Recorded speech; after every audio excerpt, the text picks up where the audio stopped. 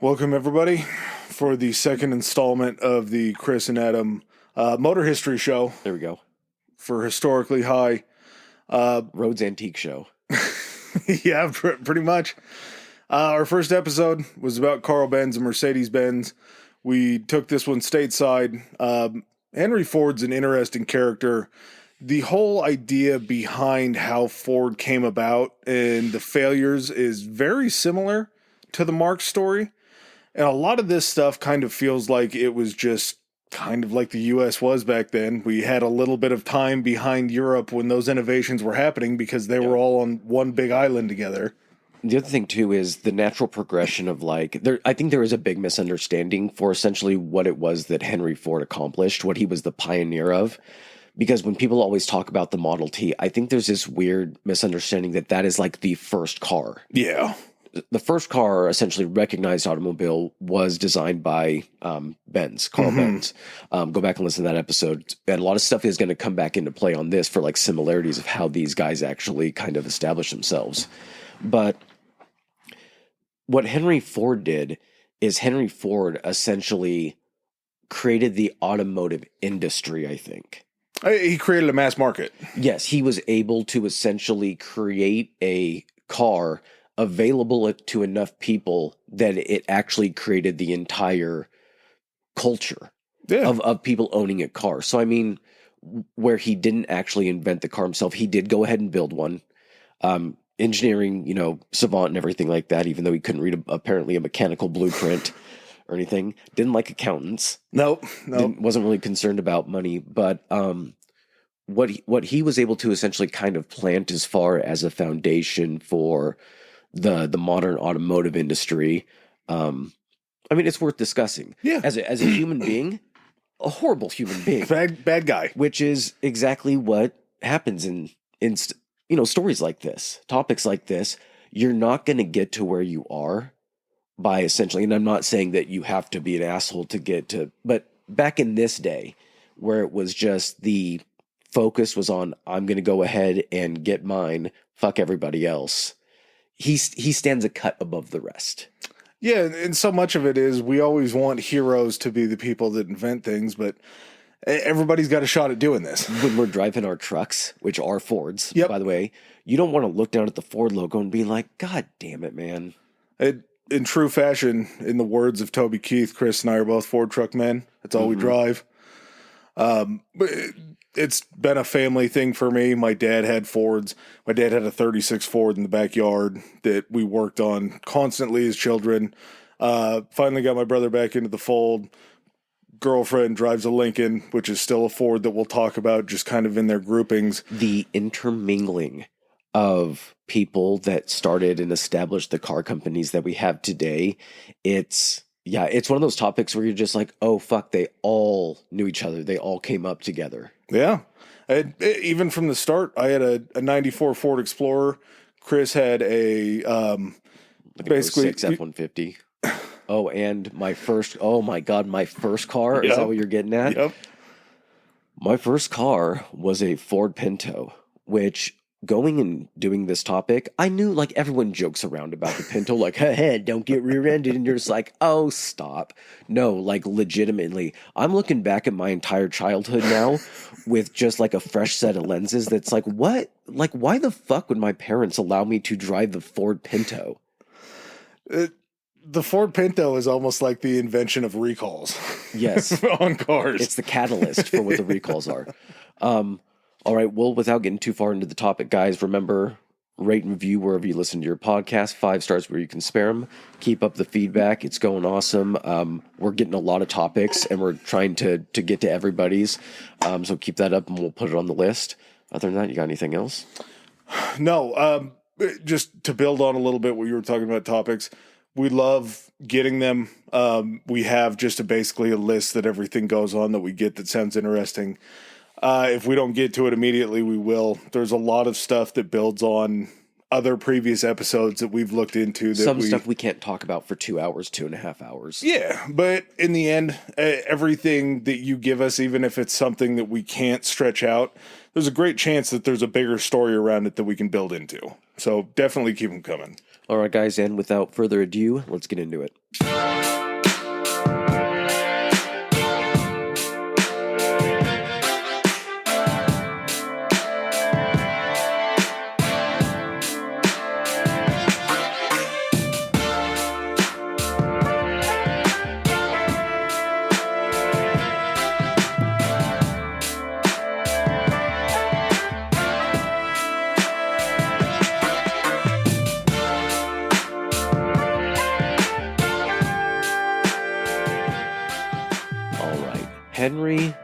What was his middle name? I don't think he had one. He didn't? I think he was just Henry Ford. Oh, yeah. He did not have a middle name. Which is I weird. always try to write that down. Because everybody seems like they had a middle name, but... Francis. Henry Francis Ford. Henry Francis Ford works for me. Born July 30th, 1863 in Springwells Township, which was in Dearborn outside of Detroit in Michigan, to William and Mary Ford. He was the oldest child of 5. They had a ton of children that didn't see basically life. 3 brothers, 2 sisters. Yes, I believe so. He grew up on his parents' farm. His father was a first-generation immigrant from Ireland. I believe his mother was second-generation. Belgium. Belgian? Yeah. Perfect. He only made it to the 8th grade. And only making it to the 8th grade doesn't sound like a great accomplishment, but at the same time, he had a one-room schoolhouse. This is literally when you see in like fucking Little House on a Prairie and stuff. It's the school marm who does the teaching and everything. But yeah, one-room school. But by 8th grade, fuck it, you know everything you need to know to get on in the world, right? Well, and if you haven't been to a city or anything like that, the 8th grade, you're probably at the zenith of most of the adults around you as far as education goes back in the 1860s. You've already been working on the farm. You've already established enough of a skill set because that's what you're supposed to be doing for the rest of your life. Yeah. They'll teach you enough about reading and numbers that you can read your orders for the farm and you can read your profits and all that kind of stuff. But other than that, it's like, get back on the fucking tractor. Which will come into play because Henry wasn't a big reader of manifests or bills or checks even. He wasn't that big of a farm kid, though. When you're the oldest of 5 children, you're kind of expected to be the one to continue the farm, to be kind of your father's right-hand man on the farm to make sure that you're going to take it over one day. But he just really didn't see that for himself. He wasn't really big into farming. Kind of the biggest change in his life, I guess this is where the roads start to diverge from the farm life, is at age 12, his dad gives him a pocket watch. I got to assume that's a pretty big deal for a kid back then. Yeah, and like, you know, most kids would be like, oh, it's a pocket watch, it's important. They would take it apart, just like he does, but the difference being is that he was able to put this shit back together. Well, I don't know if it's just me being stoned a lot, but I love watching watch videos. Like old school, like creation of like Swiss timepieces and stuff like and that. how they take them apart, the cogs and everything inside of it, just thinking about tiny tweezers that are just setting things into the exact place. I still don't know what in the hell the jewels have to do with the timepiece. I'm not sure why they put precious stones inside of watches, but it's just something that I find very interesting. Couldn't do it to save my life, but Henry had an affinity for being able to take these things apart and put them back together. His family, his brothers and sisters weren't real big fans of his around like Christmas time or anything like that, because any tin toys that they would get, he would immediately try to start taking them apart to see how they worked. And most kids just wanted to probably play with the toys and not try to figure out. I don't care how it fucking works, Henry. Another big kind of point in his life as a child is he sees this thing called a Nichols and Shepard steam powered track vehicle. And this was just, I don't know if they were going into Detroit and they saw this thing alongside the road. They're in their horse-drawn carriage and just see this steam-powered vehicle. And as soon as they stop, Henry jumps down and knows like exactly what it is. That would be our equivalent of seeing a spaceship. Probably, yeah. Yeah. Like if someone just pulled up and was like, just pulls up and was like, Marty, you gotta get in. I understand that was actually a time machine, but that's gotta be, you've never seen anything like that, especially being out on a farm. You may have heard about steam powered stuff, but unless your family is doing well enough to have something like that, where you would just use a steam engine for running a wheel or some type of like grain. I don't know what grain elevators, things like that. As far as stationary, yeah. And something like this that was steam powered, it's going to be pulling its own boiler behind it and all of that. But the big benefit to that is you can attach it to other things out in the field to run as far as like a ditch digger. As soon as you put a track on it, now that thing's mobile. Now you just put anything you want on the front of it. Yeah. As far as what you need powered, you can pull it off the drive wheel that's driving the wheels on the tractor. or in the tracks. You can connect that, like I said, to a thresher or anything like that out in the field to be able just to give you that kind of power. We're going to kind of zoom through Henry a little bit because this is a Ford Motor Company episode, but we got to lay the foundation. At 13, Henry's mother dies in 1876. He said that she was kind of the closest family member that he had, that she was the mainspring inside the watch of the family. It was more so that she was the only thing that I liked about that farm. He said something akin to that. So yeah, he's definitely not kind of playing by what his father has the expectation for. And he actually ends up leaving because in 79, I can't say years because we're not even in the 1900s yet. So 1879, he leaves to apprentice as a machinist in Detroit. That his father was against, but ultimately realized that this was going to be something that he needed to do, so he helped get him the job as the machinist apprentice. He's got to at that point be like, God damn it, I need to start actually putting attention into one of the other kids because it's going to be one of the other kids that's going to stay on the farm. He's got a couple other brothers. Let's gear Fine, this Henry, towards just him. fucking go, dude. Yeah, and he finds kind of moderate success. He ends up working for the apprentice, or as an apprentice machinist, and then at a dry dock before he returns to the farm in 1882. So he spent 3 years out on his own learning this stuff, becoming a 19-year-old before he comes back to Dearborn to kind of help work the farm a little bit. While he's back there, his neighbor ends up hiring to run this Westinghouse portable steam engine. Because again, these are things where if you have the funds to buy them, you're not going to have any background in how to run it, how to maintain it, how to basically use it to your advantage. It's already expensive enough. You probably already poured this much into it. And this isn't like, do you remember when like Sears sold a ton of appliances? And so like if something went wrong, it would always be like, well, Sears is coming out to repair it. They'd come out in a van and all that shit.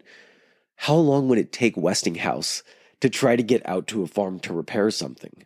If they didn't have a plant in rural or in Detroit, they're not going to make it to rural Michigan. You're very having fast. to come out, and if you need repair or replacement of anything, it has to be drawn by horse-drawn carriage. There's no vehicles at this point. It's all horsepower. Well, and if we're talking very seriously about this too, a steam engine is it's a short distance away from a bomb. It straddles that fucking line. It's a highly pressurized metal tank that you're just hoping has been built lovingly enough that it's going to withstand all of this fucking pressure. So people that were able to, keep these things functional, work on them, and had that knowledge base were very sought after. So much so, in fact, that while he was learning to operate and repair and kind of the ins and outs of this, learned so much that he gets hired by Westinghouse. And Westinghouse is a massive company. They built a lot of stuff. Hell, even my first CD player was a white Westinghouse. I completely forgot that they made stereos. Yep. Yeah. They made electronics and everything else. So Westinghouse would definitely be somebody we need to look into to just kind of see what all he did. But while working for Westinghouse, he was there to repair steam engines, and Ford didn't quite believe that steam engines were going to be a suitable power source for something, just because, again, you have to drive a boiler around with it. You have to have kind of so much to power the steam engine that it's not really something you can put in a car effectively. So he actually privately does build a steam tractor. So he's not just saying this isn't practical. He builds himself a steam tractor, builds himself a steam car. And like you said, boiler was problematic and it was dangerous because, at this point, putting flammable gasoline in a vehicle isn't going to be dangerous. But No. And then he kind of looked at it and was like, the battery at this point required to actually turn over and keep components running was also too heavy as well. So he had to find not just an engine replacement, but he also had to be knowledgeable in the other aspect of building a vehicle, which would be the electrical system of it. Yeah. Surprisingly enough, this is kind of where these paths start to converge. In 1885, Ford got his first crack at repairing an auto engine, which was a internal combustion engine, an ICE engine. So this thing had made it all the way over from Germany where, I forgot his first name. George Otto, we'll call him. Sure. Had been building these engines, which was a direct competitor of Carl Benz. Mm-hmm. So he starts to see this ICE engine for the first time and look at it and see that it can be powered by, I believe this one was gasoline, but you had the options of gasoline, kerosene, shit that you make from corn. Oh, ethanol. Yeah. I think ethanol. So if it was flammable, you could kind of run one of these things with it. Also, didn't know this. Diesel, named after a person.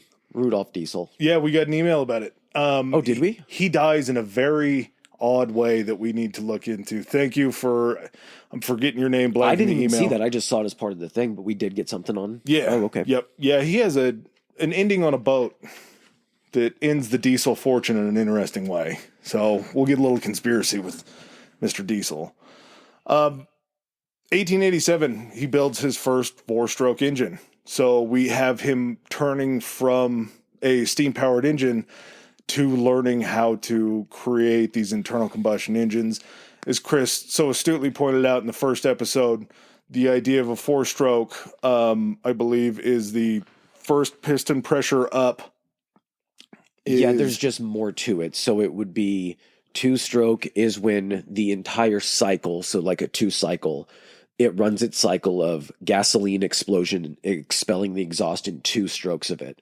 An up and a down. Yes, whereas the four-stroke, when it comes down initially, it pumps the gas in. One pump up pressurizes the gas. It then ignites it, forcing it down again. It has to come back up to open the exhaust and force the exhaust out, and then come back down. Yes. So it's insanely when you try to break it down mechanically when there's nothing to go off of, and you've never seen anything like this before. How does that even like get into your head? You're like, well, but how do you know what's going on in there too? Yeah, because as we talk about it, you're thinking of like an engine that's cut in half and you can see everything. That's how we know about like diagrams of like cross sections. You're like, of course the piston goes up and down, but you're sitting there with everything in a housing, and are you just squirting some gas in there with an old perfume? Fucking yeah. Potentially, you're just trying to get gas vapor in there to see what it does. That's people that do this have to have a type of brilliance that is just completely its own type of thing. To look at something like this and kind of understand mechanically or how it would work from a physics standpoint is just crazy. Yeah, it's something that I don't think people get enough credit for nowadays, because you just get in your car, you turn the key, and you drive. Like there's when your so car much else doesn't that's going start, on. You get pissed without understanding the intricacies of how that works. Yeah, it's so tough to explain and to even think about these guys doing it for the first time. This fucking computer on wheels that also works with gasoline and has controlled explosions in it not work perfectly for me. Yeah, you're driving around something that explodes multiple times per second. It creates these little... You're creating thousands of explosions. The faster you go, the more explosions are happening. He ends up starting work on a two-stroke in 1890. Between these two engines, his four-stroke that he first builds in 1877 to 1890, he will marry his sweetheart, his only woman that he marries, not the only woman potentially that he sees. That he marries. Thank you for putting that in. Clara Jane Bryant. Clara Jane would produce their one child, Etzel. Etzel was named after one of Ford's childhood friends, and he would be the only child that they would have, which... when it comes to succession, we're not talking about the monarchy, but this is a familial thing. Businessman, this is technically kind of, if you think about it, this is an American industrial monarchy. Private monarchy. Yeah. 1891, he begins work as an engineer at the Edison Illuminating Company. And surprisingly enough, I mean, for a guy that only made it to the 8th grade, he's hired as an engineer. He's hired as an engineer because he goes in and basically lies about his resume and asks if there's a position open. They're like, yeah, somebody just died. Somebody just got electrocuted and died. So would you like to take their position? And a guy with absolutely no experience. I just see it in the comical way where he's like, I'm here to see if there's any positions. And he's like, we don't have anything right now. And all of a sudden you just see the like gurney hit the swinging doors and just a charred fucking corpse is getting pushed down. He's like, position just opened up. Does anybody smell something cooked? Yeah. Yeah, I think we can figure out a spot for you. But part of the reason why he moves into this Edison Illuminating Company is something that you pointed out before. He needs to understand the electrical components that need to go in an engine as well. And his crack brain that, again, you mentioned, he goes from being an engineer in 1891. In 1893, he's taught himself so much that he's the chief engineer at this plant. He's got to be the weirdest fucking dude to talk to at this point, like in time. Yeah. When people are just into like, they're used to just riding horses around and all this kind of stuff. And he's like, have you heard about the gasoline engine? I'm building one right now. It works like this and there's explosions. And people are like, this dude's fucking weird. It had to be the only thing that he talked about. Yeah. Especially in an electrical plant too. Yeah. Like trying to explain how those two things would come together. And imagine when he's talking about the marriage of the electrical components and gas. Yeah. And they're like, dude, you know that if a fucking spark hits gas, it blows up. Like, exactly. That's what I want. And you're going to become a chief engineer here. Yep. Or the department chief or the chief engineer in 1893. Him being a chief engineer allows him to kind of work on call, because as the chief engineer, if all of the engines and everything are running within the illuminating plant, within the power plant, he doesn't really have a whole lot else to do. So he gets a lot of time to tinker. Probably a bad example, but like usually the guy that's just watching the shift at Chernobyl and just making sure the numbers aren't, it's kind of like that. So he has time to essentially tinker and kind of go about doing stuff. And in I think it was 1892, he's able to come out with his first car. 1896, wasn't it? The quadricycle? Let me look. Quadricycle. So the first car he had was in 1892. That was the 2-cylinder, 4 horsepower. Okay. Could go between 10 and 20 miles an hour, 28-inch bike wheels, foot brake. And then part of the improvements that he made upon it is 3-gallon fuel tank, and then a water jacket that went around the engine, which was basically then the cooling system. So 1892 was the first model that he built, but 1896 is when he actually kind of unveils it. And it's a very similar story to the way that Marx did it. It was, just built in a shop back behind where they lived. Supposedly, the story goes that as they're testing it on June 4th, they're pulling it out at night. It is actually too big to go through the front door of the shop. So Oh, Henry, what did you do? You thought of everything, but you didn't measure the way to get this out of the building. Supposedly, he beats the shit out of the sides of the wall until it's far enough that he can get it out. I forgot the guy that he works with. That guy goes ahead of him on a bicycle to kind of clear the way, because again, this one didn't have a brake on it. Yeah. It had 2 speeds, or it had 2 gears. Low gear, 10 miles an hour. Bump it up to the second gear, you're going 20 miles an hour. Why the fuck are you doing this at night? Yeah, you just can't wait. It's like a kid at Christmas. I don't know. That's why, with some of these stories, you're just like, that seems awfully irresponsible with this thing that you just took years in building, that you're not going to be able to be like, oh, like there could be a pothole or some branch could have fallen down, because like anything could derail one of these cars. Not to mention, this isn't a time where everybody has an asphalt road in front of their house. Exactly. So maybe it was because there would be less traffic, like less bike traffic, because there weren't cars, but there had to have been maybe less people walking, a safety feature or a safety. It was probably the fact that because everyone was just using single lane bikes, it was only wide enough. Yeah. Whatever they were riding on was wide enough for this 4-wheeled quad cycle. So they're like, we just got to make sure both lanes of traffic aren't being used right now. He ends up pulling the quadricycle down kind of in front of the illumination plant. There's something that goes wrong, and they end up having to fix it before it makes its return voyage. But this is kind of it. This is the turning point. This is where everything comes together for him. And partly after this, he ends up getting to meet Thomas Edison at this executive meeting. Yeah. And Edison sits down with him and listens to him explain this internal combustion engine that he's built. And Edison ends up telling him, hey, don't stop. This is the way of the future. Thomas Edison is telling you that. Thomas Edison, famous thief, but also famous inventor himself, that has done so much for humanity, tells you. Shaking his hand, and he's like, good job. Never give up on this. Keep at it, kid. Walks around. He's like, that guy is fucking crazy. Electric's the future. Why in the world is he building these engines? Exactly. That makes no sense. Why are we going back to explosions? This quadricycle that he builds, he ends up selling for like $200. He'll end up buying it back a few years later for like $70, just as he finally gets a little bit of money in his pocket and he wants his firstborn.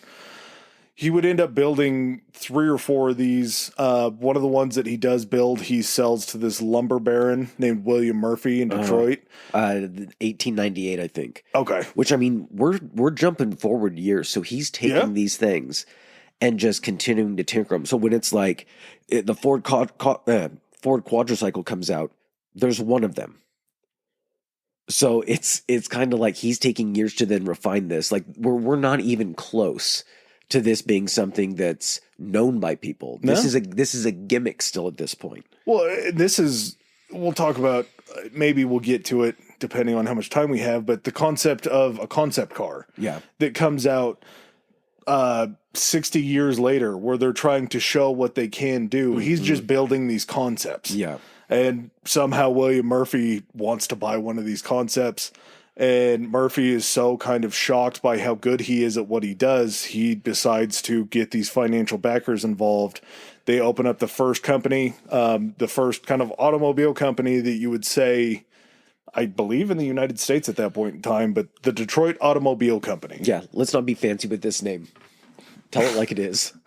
And this is at a time when Detroit's not known for this. Detroit has a crazy glow up. And if you think about it, it's pretty much perfect. What unlocked Detroit as being this kind of thriving area was, I believe it was the Erie Canal that was built between the Hudson and the Great Lakes to be able to start supplying a way to get shit in from the ocean. Yeah. Not to mention, you're in the middle of the country. You have a ton of lumber reserves. There's mining operations that are going on in the heart of this country right above where Detroit is. So you have a hell of a lot of materials to get something like this started. Yeah, the Detroit Motor Company burned fast and it burned quick, and it didn't go well because Ford refused to meet expectations because this group of backers looked at him and like, hey, we can make a ton of money with you building these. All you have to do, you're building the first generations of anything that anybody's ever seen. We can sell these for whatever that we want. And Ford says there's no market. Yeah. Which means there's no establishment of what these things should cost. Someone's going to see it that's really rich and be like, I have to have that because no one else will have it. And Ford's beliefs are completely opposite. He wants to build something that's affordable for people and dependable, when the board is pushing for quick and expensive because they know they can turn a profit being just the board members. That's the point. When you say something like that, where you're like, he wanted to build one that was cheaper so people could have it. In your head, the way that sounds is altruistic. Yeah. When you hear something like that, but it's when it's like he needed to build a more reliable, cheaper vehicle to where more people would be able to buy it, and he would then make more money. It's kind of like if you think about, if you're a clothing company, would you rather be in a boutique or would you rather be in Walmart? Yeah. A boutique, you're going to be able to sell it for 50 times what you can at Walmart, but you have 50,000 more people that shop at Walmart that are going to be able to purchase your stuff. And part of this, I think, was self-serving too, because if you think about the way that he was building these generations of the quadricycle, when he finally gets enough money backing him in this Detroit Automobile Company, he's probably selfishly just trying to tinker with these things and make them as good as possible instead of trying to sell them. Like, he's, for his own chances of having this ability, he's like, no, I want to build the best one that I can. I don't think he was ever a people person. And I don't think he was ever a person that when someone came with another version of something that he could do or like a better way, I don't think he was ever willing to listen to that. No. And that's, those examples are just so prevalent throughout this entire story. But I think he was in the position of like, you don't know how to do what I do, so therefore I don't have to listen to you. Yeah, this isn't your space. Yeah. You're just the money. Well, when you have that kind of attitude, guess what? Company's not going to go on for very long and ends up dissolving in January of 1901. Pretty quickly. So, afterwards. I mean, maybe less than 2 years because of 1899, January 1901. But again, this isn't something that really deters him. No, he carbon copies what Marx did. Yep. Because this is how you sell cars back in the day. And this is, to some extent, I think how you sell probably still in Europe still, just by putting your name on, or your brand on these vehicles. Yeah. Ford builds a 26 horsepower racer with this guy named Harold Willis. I believe Harold Willis was like a cyclist, which kind of makes sense because you're just improving on a cycle, basically. 1901, Ford defeats Alexander Winton, who is another builder of automobiles kind of early in life, in this 10 lap race it was the Detroit Driving Club, a very niche hobby that I don't know how many people are seeing this. You got to be rich as fuck to be in that. And that's exactly what it is. If you're in this driving club and you see somebody build Alexander Winton, who was the tops of this driving club then, all these people with money see you and they're like, oh, This seems like a good thing to invest in. So he's like, okay, well, I got a new source of money. We can go and get this thing going. So the Henry Ford Company is started with Ford as the chief engineer. Now, he's the chief engineer, but people are starting to kind of get a sense that, like, we can't have this guy be essentially the face or the front of the company. He needs to just not talk to anybody. He's so bad at talking. So, like you say, January 1901, the dissolution of the Detroit Motor Company. Yeah. November 30th, 1901 is the establishment of the Ford Motor Company. Yeah, so we're within a year. We're getting a new he's not company. out of work long. No. As Ford's chief engineer, he gets the bug. He got the racing bug bad because he's focusing on speed. They're talking about this ability to build this new racer called the 999. The shareholders, in a very switch from the first, are like, well, we want a light, dependable car. And Henry's like, no, fast. Fast is what got me you guys. Fast is what's going to get me more of you guys. Henry Leland gets hired to consult because Ford's not playing ball.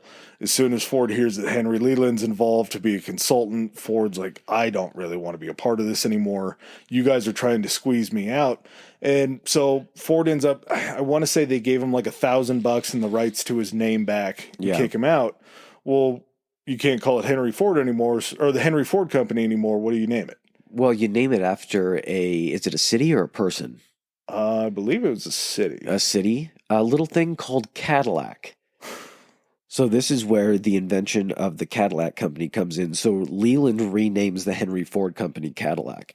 He's also responsible for Lincoln as well.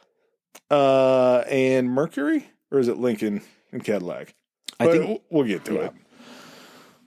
So, Ford and another cyclist, Tom Cooper, would end up producing an 80 power inline 4, which we'll talk a little bit about engines. I think 80 we horsepower, did right? In the last one. 80 horsepower, yes. But an inline 4 as opposed to a V6. The pistons are a V series. The pistons, instead of being at a slant to be able to pump up and down in a V-shaped fashion, an inline 4 is just 4 cylinders directly on top of each other, or directly in front of each other in line, pumping up and down. Yeah, it is. So part of this that I find interesting was everything in the beginning, and we'll see this with the Model T. In order to feed gas to these things, you have to have your gas tank sitting almost on top of your engine because everything has to be gravity fed. Yeah.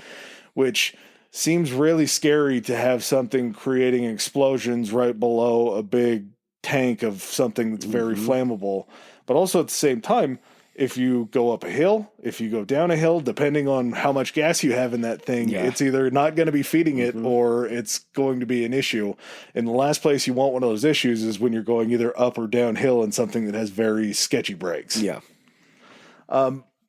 But this 999 car that they built with this inline 4 is 80 horsepower in 1902. 80 horsepower in 1902 seems just like an insane amount. Can you imagine that? Like, I know that it's not an actual, like, I don't know what the conversion or what fucking horse they use to go ahead and convert it over to horsepower or pulling power or something like that. We talked about this in the Marks one, because wasn't it the amount of horses that were able to lift a certain amount of weight, Yes. like on a pulley system, something like that? that created the horsepower? But to basically be like, this engine, this thing here that you're seeing right in front of you has the power of 80 horses.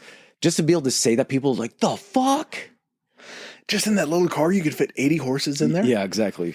So, of course, this 999 car wins big in 1902. We get more stakeholders, more stockholders coming in. It runs a mile, and I know it's not, doesn't sound like it, but it runs a mile in 39 seconds. And it set the land speed record at the time, which was 93.3 miles per hour. Pretty fast. That is fucking terrifying. Have you ever been on a motorcycle going like 80 or 90 on the road? Nothing over 65. And the wind's fucking hitting you? Yeah. To be in something that didn't have really a suspension, or the wheels were probably former bicycle fucking tires or something like that, to be taking that thing, and not only that, the acceleration is probably not too quick. You're having to get up to 70, then creep and get up to 80, then creep.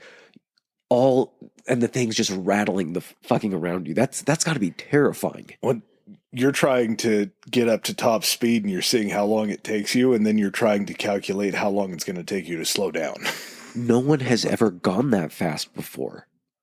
You're the first person to ever travel on the earth, that someone who didn't fall off a cliff that was tall enough for you to reach terminal velocity and die.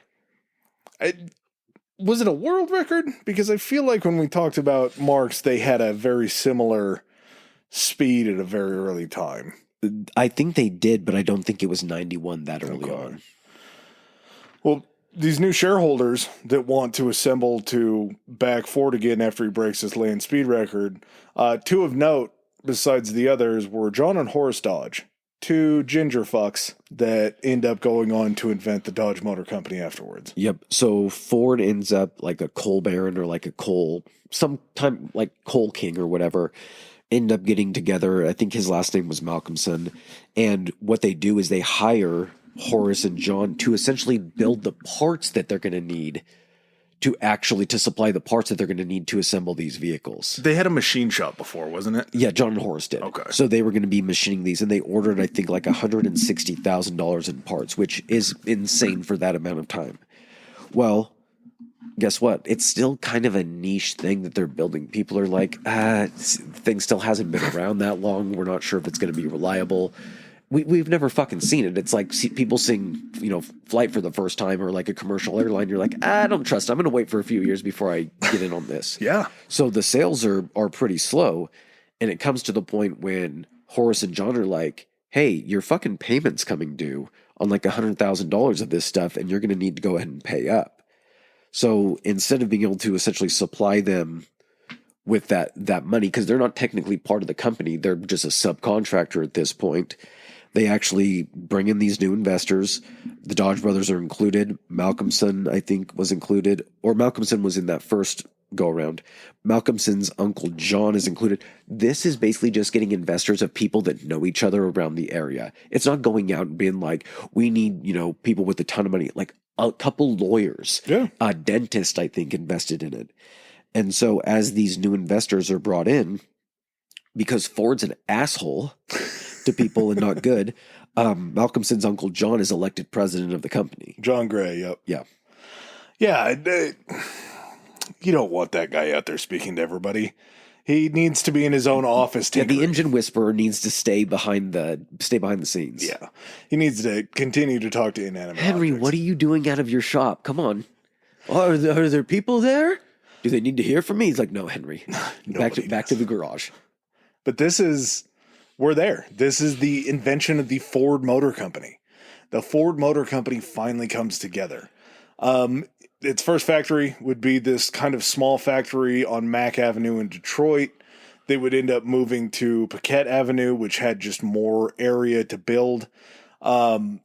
And the way that they were building these cars was it was just a group of a few guys who were very, very good at what they did that would focus on one car at a time, building it from start to finish. Yeah. Start to finish, everything that they could.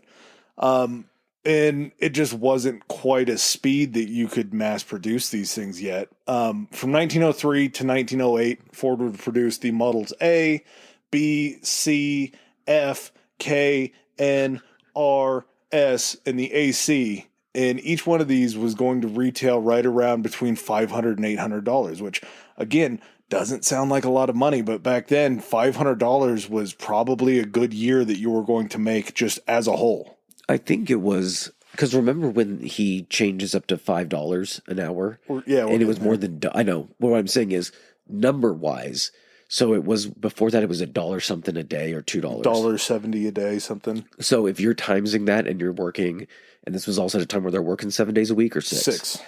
Lord's Day. Exactly. So you're working 6 days a week, so a total of 24 a month, and you're earning a little more than $1 a day, right? Yeah, it might have been 2, but still. Even if you're only earning like $50 a month to be able to buy something for, $500 to $800, that's buying something that's cost you multiple years to save up.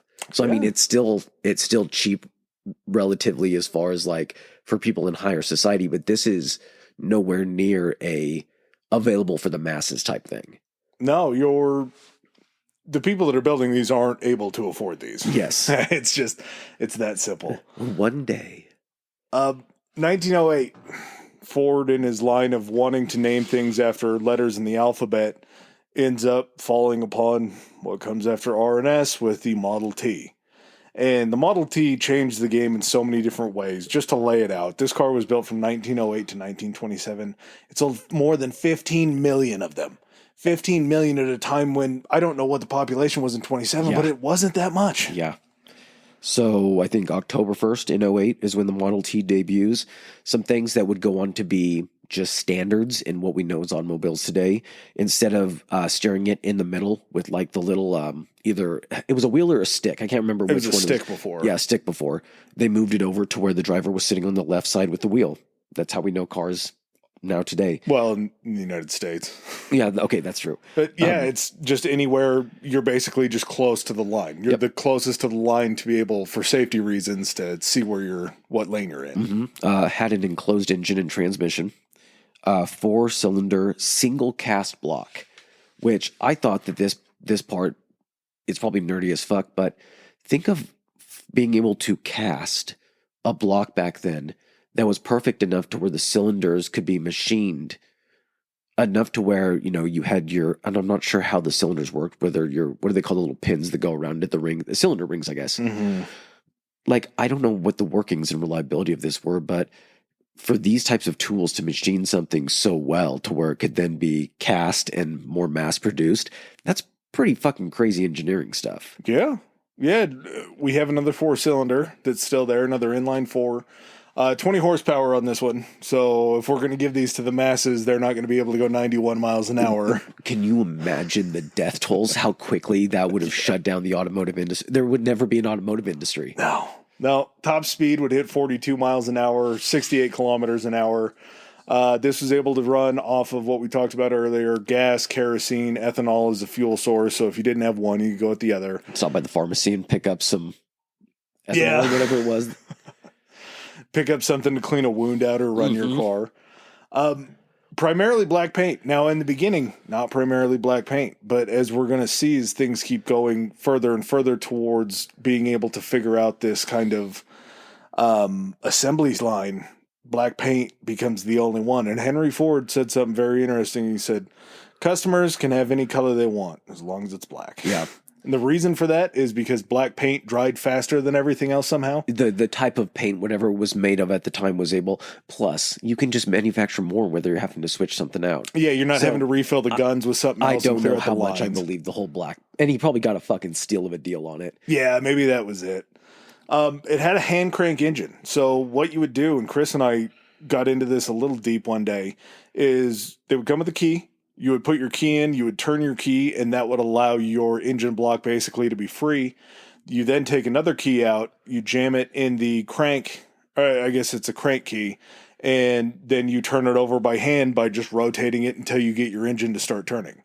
Now, Chris brought this up, and I had never thought about it before, but if you're in a parking lot and the only cars out there are Model Ts and everything is black, and if there's even a little thought in your mind of where did I park, you could be in on quite an adventure to figure out which one of these was yours. So this is jumping ahead, but we're kind of focusing on the Model T right now. We're going to go back to essentially kind of Henry's runnings of the company.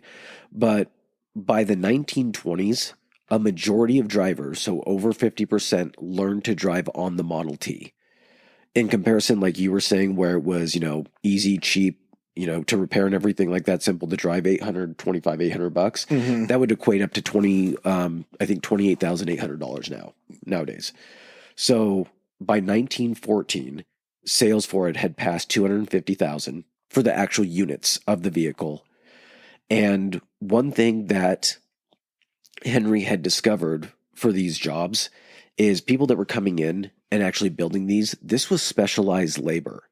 But because these guys were working fucking hard and they understood that this was a specialized skill, guys didn't last. So people would be coming in to work for $1.70, like you were saying. The job would be just fucking backbreaking because you're sitting there putting together these heavy ass components on these, and you're not just doing one thing. You have to know the entire build of the vehicle. If you don't know anything, you're probably getting in trouble. They had a situation where they had in a year had hired 53 1,000 people to fill 14,000 jobs. Jesus. That's how much turnover they had. And so in order to stop this, Henry has this crazy fucking idea, for the time at least, and says, I'm going to go ahead and make the wage $5 a day. And his board was like, the fuck are you talking about? He's like, this is going to completely get rid of all of that turnover that were happening. Not only that, but everybody else, because there are other auto manufacturers around the Detroit area, because they start springing up. When those people hear what I'm hiring, we are going to get the best people from all of these companies, or these other companies are also going to have to raise their rates as well, which means that they can't charge as little for their cars. Their price is going to have to come up with us. So it was going to affect everybody, what he was doing. Well, and it was pretty brilliant too, because this is right around the time that he goes ahead and visits Chicago and starts looking at these meatpacking plants. And he starts to get the idea for this assembly line where these meatpacking plants are bringing in whole cows or whole pigs, whatever. They're chopping them into pieces that are primals. Then those are split up. Those are cut into littler pieces that are going to be going for sale in the market. Yeah, you just have the carcass coming through on a chain in the ceiling, and certain people take off the back of it, and then they scoot that off and go ahead and process it. And then all of a sudden it's getting cut in half, and then someone processes it. Everybody has a job.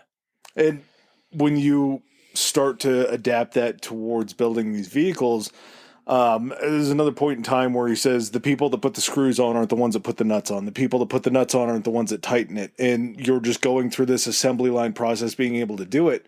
Well, initially, these people that, like you say, were breaking their backs building these vehicles start to be able to be replaced by people that are less skilled, because their job is just that one job that they have to be good at on this assembly line. And so some of the people that are kind of more like the artisans, the crafty people, start to look at it and say, well, he doesn't respect me enough to make me do anything more than just like putting these nuts on this crankcase. And so I'm so fucking tired of this. It's the same thing. Yeah, it's monotonous. And I can totally understand how working on a line like that would get to you immediately. So as they're leaving and as these people are filling in this assembly line, that Ford is kind of, he's crowned with being the guy that brought this in, which that's what he is. He is the pioneer of the American method of creating automobiles, of the assembly line, of the mass production is what it is. And again, that's not to be confused with the inventor, because the automobile had existed up to this point, but he's essentially refining the process, which in turn is going to create the most amount of cars on the road. Yeah. So 1913, he introduces this moving assembly line to his plants. 1914, as Chris said, over 500,000 sold. This is where we get into 1914. This $5 a day wage is instituted. And you got to think, oh my God, 234 cents was the minimum wage at that point in time. So he's more than doubling that. And this is something, like Chris said, his shareholders were going nuts, because it's like, how are we going to be doing this? 1916, the price to build one model, or the price to buy one Model T, had dropped down to $360. Yeah. So how are we dropping in price, but we're going to more than double the amount of money that our workers are being paid? It just, the process of everyone being able to do these one specific jobs allows them to crank out so many more. Because at this point too, they're also probably backlogged with people waiting to actually get these vehicles. So yeah, once they're able to get the price drop down, not only are they faster produced, but now more people can afford them. $360 for the basic touring model. That's when sales jumped up to, I think, 472,000 in 1916. Before we get to that, again, $5 a day wage, huge increase. Not everybody got $5 a day. Oh no, I want to come back into that after we kind of steer ourselves off the Model T, because that in it, I don't want to leave that once we get into it. So yeah, like Chris said, 1916 sales had reached 472,000. By 1918, half of the cars on the road were Model Ts. 1918, Ford moves into total power because he's just tired of answering stockholders. He does not like the fact that he has people to answer to. He wants his own. It's his company. It's a Ford Motor Company. So he ends up making a power play and it's an odd way to make a power play, but he names his son Edsel the president of Ford. He says, hey, I am going to leave and start a new company called Ford and Sons. He put his only son, Edsel, as the president of Ford, so I don't know where he's getting more sons. Yeah, so I'm trying to figure out, I mean, it's... This has like a weird comparison kind of nowadays and everything for something that just happened recently. So he's like, Edsel's going to go ahead and take over as president. I'm stepping back. And everyone's like, the fuck? Because he wasn't the president at that point. It wasn't like Henry was the president. He was just essentially, with his power, he was putting Edsel into that role. Henry was still essentially the puppet master because he was keeping final approval on basically every single thing that the company did. The CEO. Yes. But when he makes this ultimatum that he's like, hey, I'm going to go start Ford and Son. I think it was Ford and Son, actually. Oh, was it just Ford and Son? I think it was Ford and Son. Everybody got scared shitless that all of a sudden the golden goose is leaving the fucking business. This thing is going to go under. So it scares the fucking stockholders into basically unloading all of their stocks in Ford Motor Company to this, I think, like, and then this company ends up buying up all the stocks and everything. It wasn't just like Henry being like, num, num, num, num, num, num. It was a company within like his name, and they're able to, because of this threat, get full control back of the Ford Motor Company.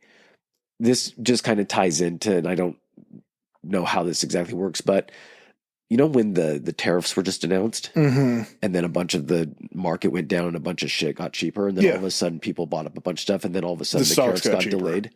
Yeah, weird. Yeah, it's interesting how you can manipulate a market by saying that you're going to put tariffs on everything and making that valuation of that company drop, and then being like, just kidding. Or leave the company. Yep. Decrease the value of the company and then buy up all the stock and then be like, actually, Ford and Son is not something. I thought it might have been a thing. It's not going to be a thing. We're going to stick with the Ford Motor Company here. Well, you guys don't have to worry about it because we bought all your stocks. Yeah. Right around this time, the Dodge brothers would end up suing Henry because Henry was refusing to pay dividends to shareholders. Yeah. Something about they didn't earn it. I didn't look into it too deep, but this actually sets a case law up that is still kind of like around today of how companies have to be paying out shareholders based upon their revenue if they've stated that they've done it. The Dodge brothers would then depart after this. They would get their shares bought out as well to go on and start forming the Dodge Company. But this power play worked out very, very well in their favor. They end up getting this majority share. In 1922, they end up purchasing the Lincoln Company from Henry and Wilfred Leland. Yep. The same ones that were Henry Leland, the same guy that came in and took over Cadillac, gets Lincoln purchased from him by Henry Ford, the guy that he replaced. Yep. And it doesn't take long because Leland ends up getting expelled. Henry Ford doesn't really have an interest in anything to do with a luxury market for vehicle, any bells and whistles, anything like that. He is, I want a reliable, cheap to produce, cheap to maintain car, and people are going to be happy with it. He has this mentality so much that, like you said, the Model T is in production from, I think, is it 1908? 1908 to 1927. To 1927, the almost same model. It ends up selling a total, by the time they cease production of it, of 15 million. More than 15 million, which is a record that actually stands, I think, for like 45 years. Yeah, it's, again, kind of a... It doesn't sound that impressive because there weren't a lot of cars in... Well, but nowadays, there's no model of car that goes from, what... No, because there's so many different years. And because there's also so many different models that are just so similar to each other, just a little bit different. Well, a big part of this, something that we're running onto right now, is in the 1920s, GM becomes a major player. Yep. Their president, Alfred Sloan, takes them in a different direction. And as he's doing this, he is starting to bring in General Motors. Starts to buy up all of these smaller car companies, including Chevy, which is kind of their baseline. Their flagship. Yeah, their flagship, but also I believe their cheapest at the time. And Alfred Sloan is making this play to be the number one car maker. He has all of these different kind of ideas. One of the models that he used was something called an automobile for every purchase, or Jesus Christ, I'm not going to be able to get this. An automobile for every purse and purpose. So we're going to, as GM, start putting a car in a price point for everybody that can run at that price point. Ladder system. Yeah. So basically the exact same way that the automotive industry works today, where you can walk in, you're like, this is the base model, upholstered seats, things like that. Oh, but you can get this add-on. You can get this add-on. And then also just make cars a little bit different to where it's going to meet, again, everybody's purpose. Ford is like, nope, we're going to go ahead and focus on the low end on this. And again, he's digging his feet into the sand on this 16-year-old Model T. Well, 1926 rolls around, and basically the dip in the Model T sales force Henry Ford into making the new Model A. We're going to go ahead and go back and just start with Model A again. But, yeah, we're going to go back and rename something that I guess maybe everybody forgot. But I don't think the Model A was ever put in a position where it was ever manufactured anything more than maybe just a model he built. There was probably 100 or so that went out. Maybe, yeah. Before this happens, he was so against shutting down the Model T line that a man named William Knudsen, who worked for Ford, actually suggests an ending the Model T in the early 20s. And Ford takes that suggestion the only way that Ford can and just goes ahead and fires him. Well, as he fires him, the guy that we were talking about, Alfred Sloan, the president of GM, looks at Knudsen and he says, hey, how would you feel about coming over and being the president of Chevy? And Knudsen's like, yeah, that sounds like a pretty good job. I think I would like to take that. And this almost backfires to where at a point in time, as Ford is starting to lose the grip on being the number one car seller, he loses somebody who becomes very important to Chevy that he had in his own ranks. Yeah. Like, this was a guy that used to work for him. No one was ever interested, and no one was ever going to be more important than Henry, though, to Henry. Yeah, exactly. He never, regardless of what he knew or what his specialty was, no one was ever going to be more than he was. That's why he kept approval on everything. That's why, even when Edsel was in there as president, he was just basically a puppet that basically, when something needed to be changed, it was like, I got to ask Henry first. Well, and, excuse me, if you think about it too, Knudsen wasn't like a top-level guy. He was somebody that had Ford's ear, but at the same time, he wasn't in a position to become president of Ford because his last name wasn't Ford. Well, and he also, this is one of those people that's like an idea guy. And he comes up with this and he has these other ideas of how things should be run. They're not horribly different from Ford. They're just wanting to modernize the company. But I do think that he saw this as a threat to himself. Regardless of him having complete control of the company, he saw, someone else sniffing around that had ideas that were so different than his that he couldn't really allow them to get steam, I think. Yeah. And it comes back to bite him in the ass because as Knudsen becomes the president of Chevrolet, there's a gentleman named Harley Earl that starts handling all of GM's styling department. Harley Earl's not going to come up real big in this episode, except for the fact that I need to point out that Harley Earl is the father of the Chevy Corvette. So, yeah, a direct main competitor, Harley Earl, creates something that puts Ford in a position later on to where they have to kind of start changing what they want to build. Do we want to circle back around to the $5 a day now? Yeah, sure. Okay. Actually, before we do that, let's take a bathroom break. Okay. Well, hey there, all you sexy historians. How you guys doing? It is time for socials. Where can they find us on Instagram? If they want to follow us, they can find us at Historically High Pod on Instagram. That goes the same for Threads as well. You can also find us on Twitter. Ooh, tell them about Twitter. Historically High. That's historically HI on Twitter. And if you want to email any of your comments or suggestions, where can they find us at, Adam? At historically high podcast at gmail.com. Gmail. All right, and back to the show. All right, so kind of tracking back a little bit, this whole $5 a day thing sounds pretty altruistic, right? I mean, there's no conditions with this, right? Yeah. You get this regardless. As long as you're working, doing your job at the Ford plant, you're going to get this $5 a day. There's no caveats. You have to speak English. That's the only caveat, right? Okay. You have to go through, if you're an immigrant and you showed up to this country and you get this job, he's going to require you to speak English because that's what makes things safe on the floor is everybody speaking the same language. You're going to go to the Ford school. Yeah. Yep. You're going to go through classes at the Ford School to do that. So let's say that once you get to that point, because I can also understand that standpoint, and I'm looking at it from a manufacturing standpoint. Everybody has to understand what they're reading and what the communication is down on the factory floor, because this is also at a time where this whole, not really conveyor belt, but assembly line. This isn't just like what you're thinking for a modern automotive where the cars are on something, you have the welders and all the robotic arms. Things were being moved on chains. Things were being moved on dollies, but it was an assembly line in the sense of, like you said, everyone had like one little job. And so to be able to communicate effectively, whereas it was a very dangerous environment, probably OSHA probably wasn't really active in the design of how this. I'm sure that this plant was designed strictly for safety first and foremost in mind, and not mass production. But yeah, I think it helped out from a safety standpoint. That's how I view it. I don't think that's how Henry Ford viewed it. No, but it was essentially a byproduct of it. 2025 me, I think that's something that probably isn't great, but back then it probably we've done so many topics that were along this time frame and everything that we are able to just kind of compartmentalize certain things to be like par for the course for that. Yeah. That time of absolutely. History.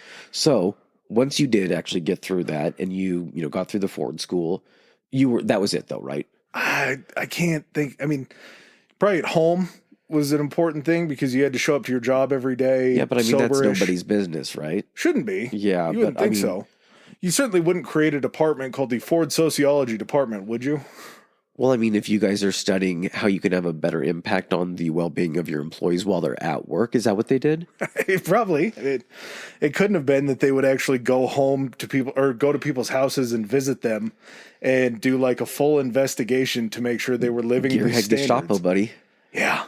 It was Henry Ford's version of the Gestapo. It was like his little secret police that he had was the sociological department.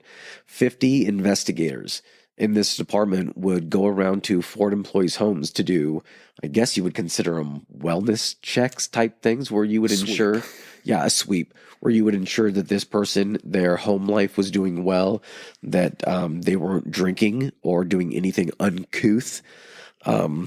And that, what were some of the qualifications or some of the things that would get people dinged? I believe it was like if you didn't have a heat source in your house to be able to stay warm. If you had a clean house, there wasn't trash piled up everywhere. Yeah. Yep.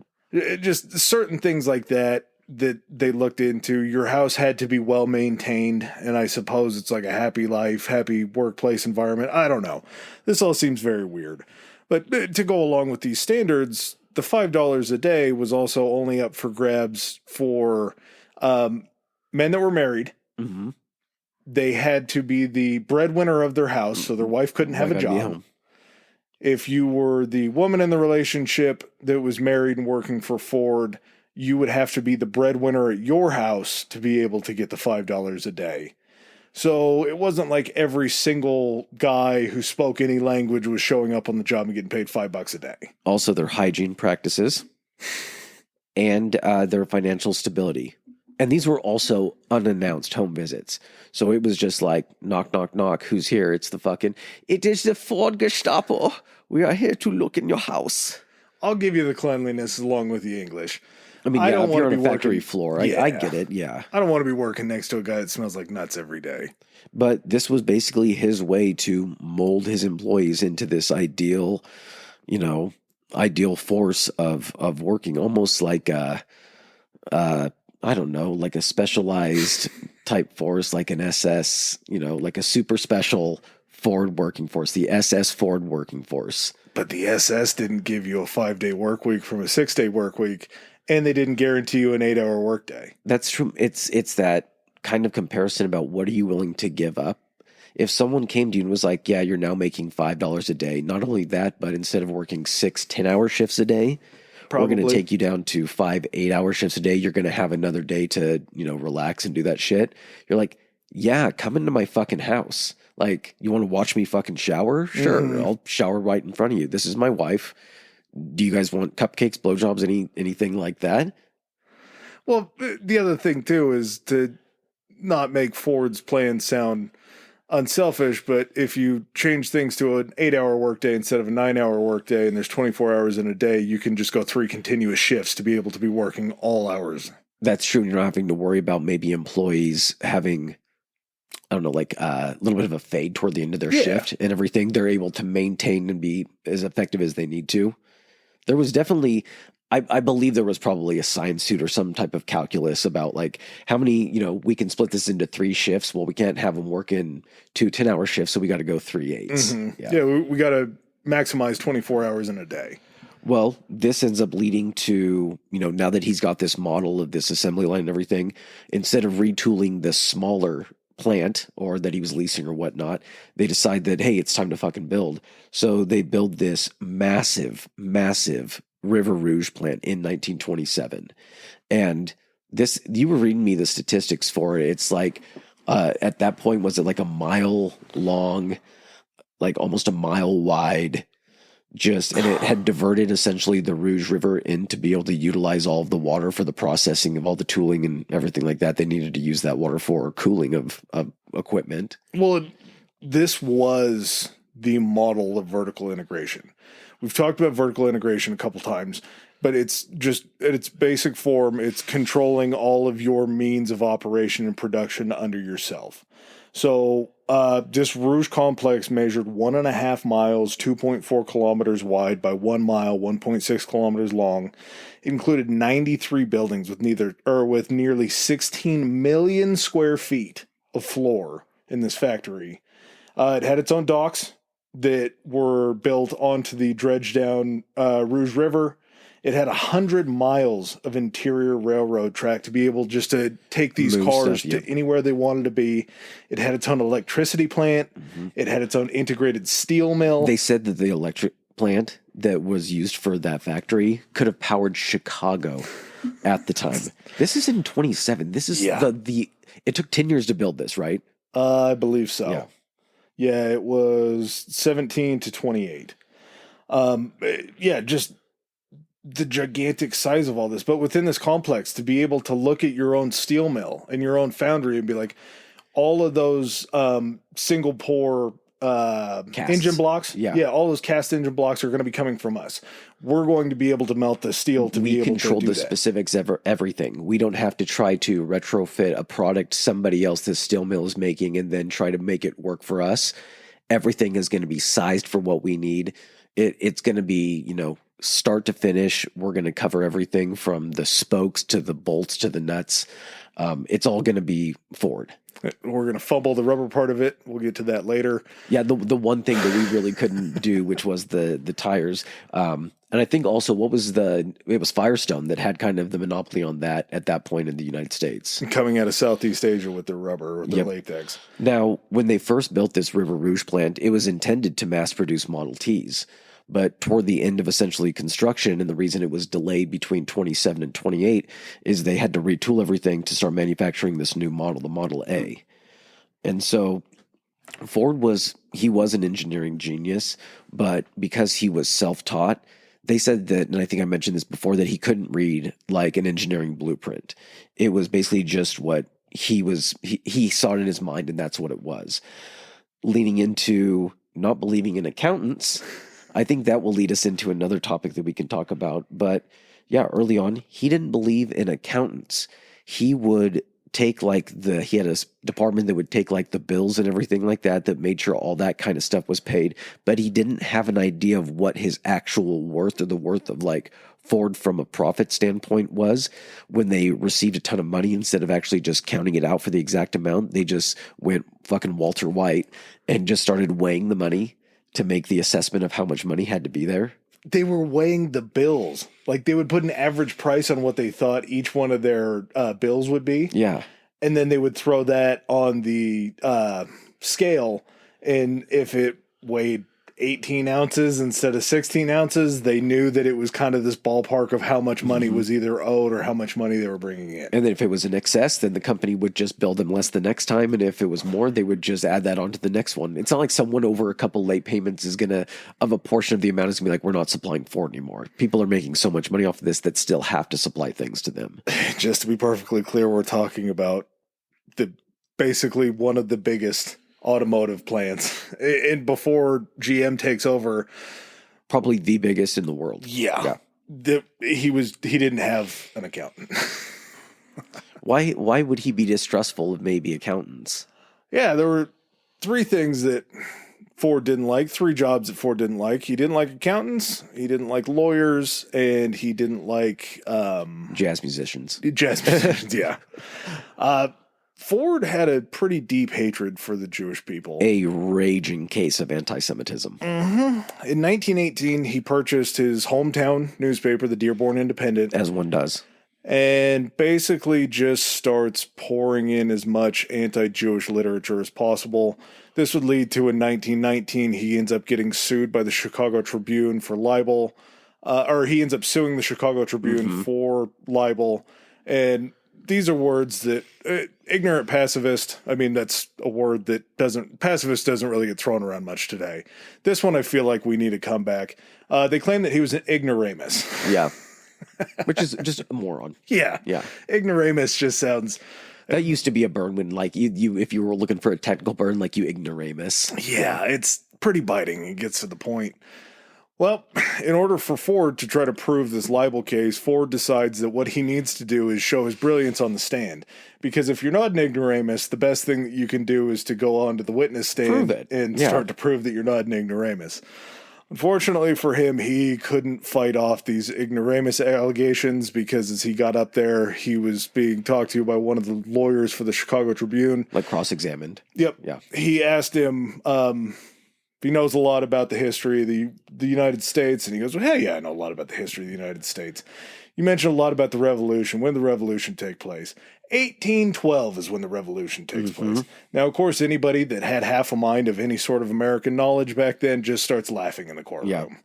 1812 is right up there with saying that we had airports in the Civil War. Like, it's just a wild statement that gets made to where everybody's like, ooh, maybe this guy is a bit of an ignoramus. He ends up winning his case. I believe it's probably on the ignorant pacifist side. It was a token win.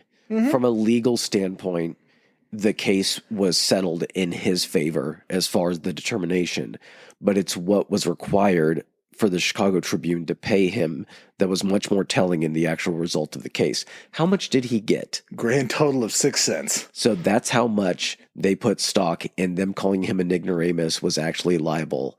They were only 6 cents wrong in calling him an ignoramus. So there's people like this all throughout history that are these savants in certain aspects of things, but then even nowadays, because they're an expert in one thing, they just automatically assume that they're going to be good and an expert in all these other fields. Henry Ford was definitely someone that fit that bill. Well, somehow the common people in the United States just loved him after this. He was standing up for his rights. And I don't know if it was some sort of him kind of repainting his childhood as a not as well-to-do guy. He grew up on a farm. Growing up on a farm, I'm sure, sucks. There was a lot worse farms that he could have grown up on. It was the mainstream media trying to make Henry Ford look bad. A man that had employed so many Americans and had $5 workday. Yeah, the man that had created the $5 workday was up here being slandered by the mainstream media because, he couldn't get things correct about American history, despite being a fervent, American patriot about the revolution. And it wasn't just that. It was things, other things related to that he just went up there and showed that he had no basic general knowledge. And some of the stuff that the Dearborn begins publishing is disgusting is not really the right word for it because it doesn't even convey how bad it was. But he would put out this series of articles that was written under his own name. Yeah. That he would later claim wasn't his writings. He would make but then would later go back and take credit for them being his writings. Yeah, he flip-flopped on a flip-flop.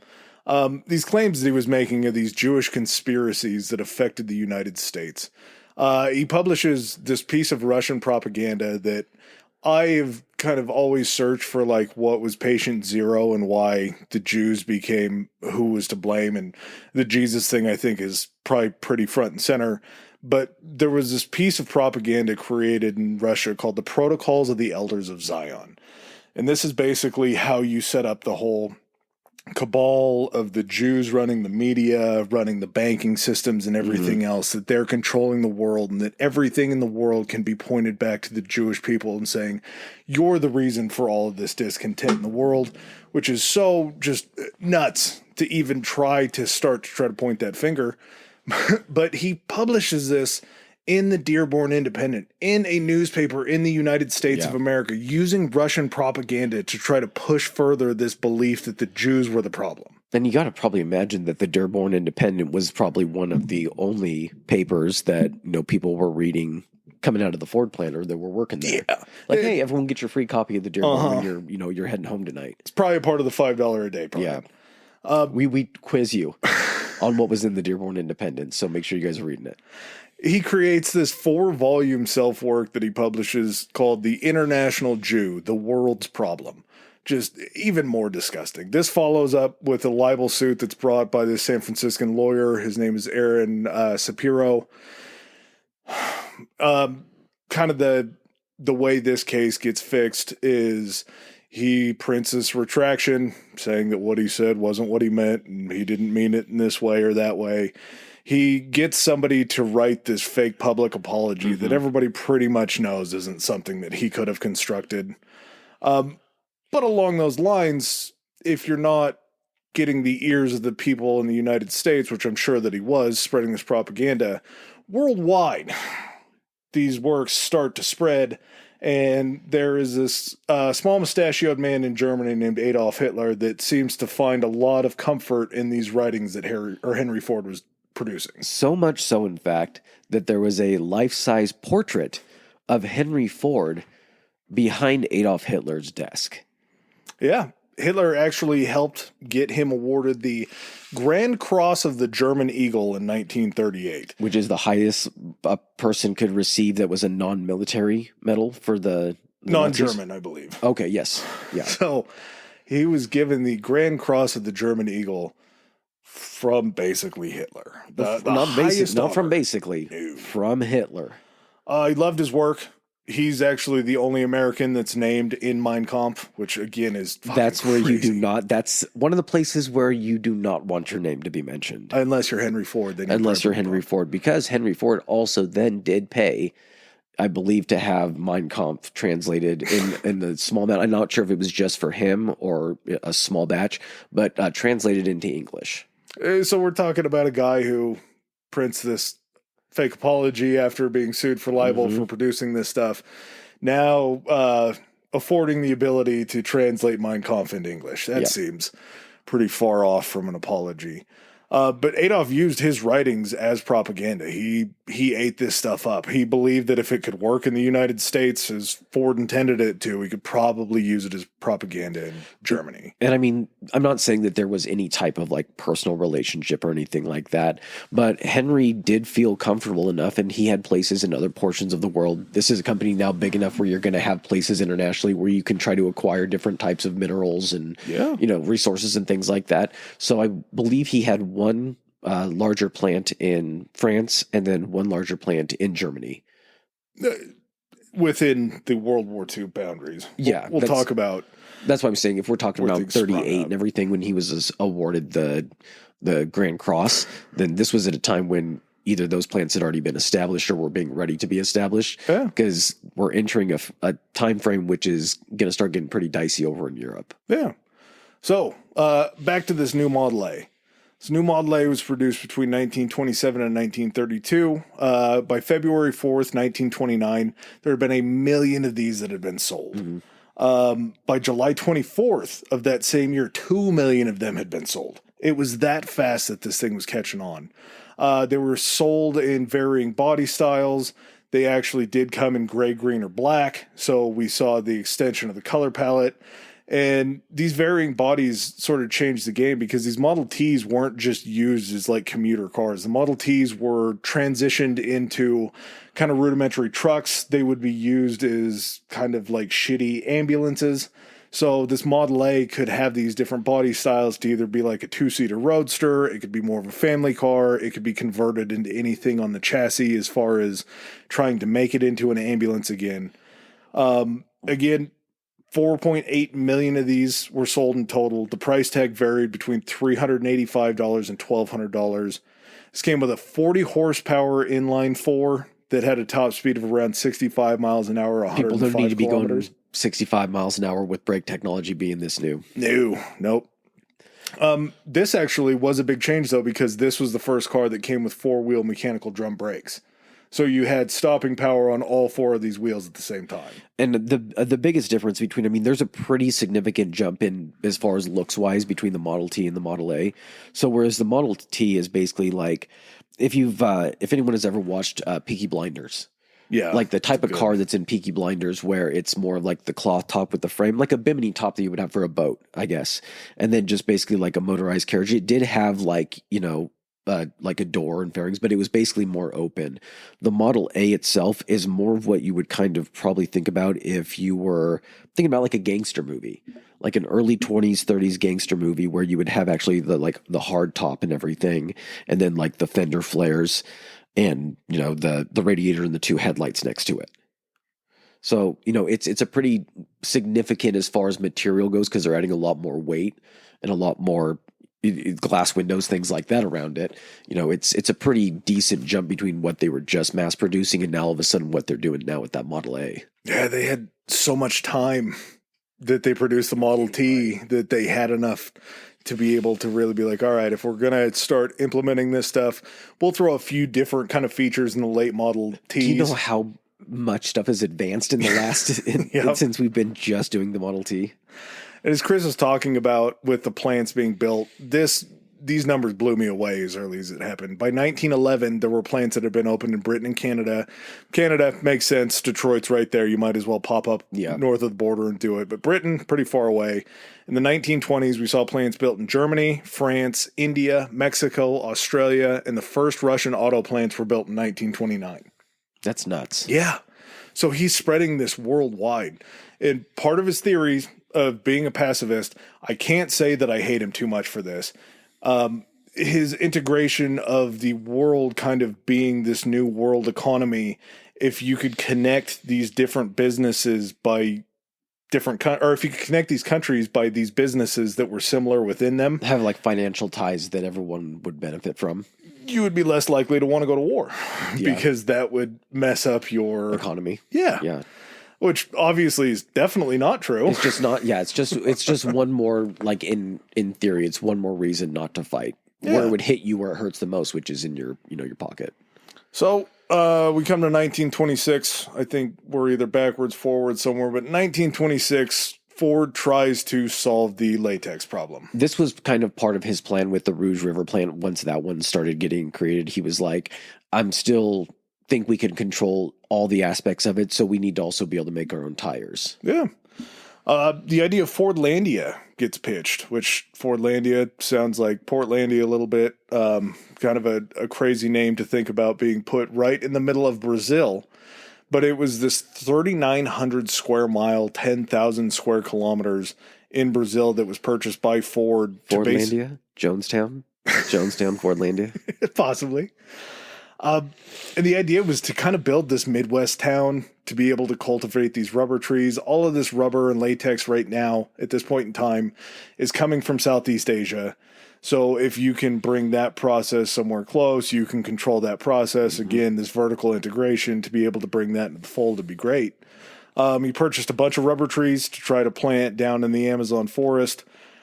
His kind of big failure in this whole entire thing was being a man who believed that he knew better than everybody else. Yep. He didn't bring any horticulturists in. He didn't believe in bringing anybody that could maybe study the soil to see if this was going to be a good plan. And it fails. It's hot in China where we got these trees. It's hot here where we're going to be planting the trees. I don't know why there's any questions about this. Yeah, there's no bugs or anything else that could really make this go south. This tropical agriculture was completely different than anything that anybody had expected. As far as trying to get even this town built, you had to cut down the forest. You had to cut down the Amazon rainforest to be able to give yourself enough room to not only farm, but to be able to build this city. You had to be close enough to a water source. Mm-hmm. Everything. There were certain conditions that had to be met, and it wasn't just like, oh, we'll just come down here and start planting rubber trees and then go harvest. This was supposed to be the hub of processing and manufacturing of this, and then what would be sent up to all these other Ford plants would be usable material. And of course, you're not going to be sending a workforce from any of the other factories down there. No. So you have to have the local populace work as your workforce. And when you're trying to, the little Ford school and Ford model and the Ford Gestapo and everything probably worked pretty well up here because people needed the job and all that kind of stuff.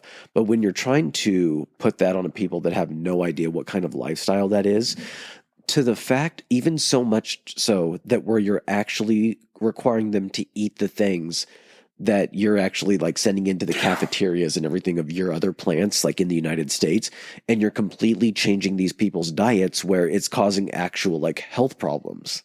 Well, he tries to push this altruistic, I want to try to bring these people in this third world country up to the level of standards and livings that I believe in. I'm going to civilize these savages is kind of the thought process, I guess.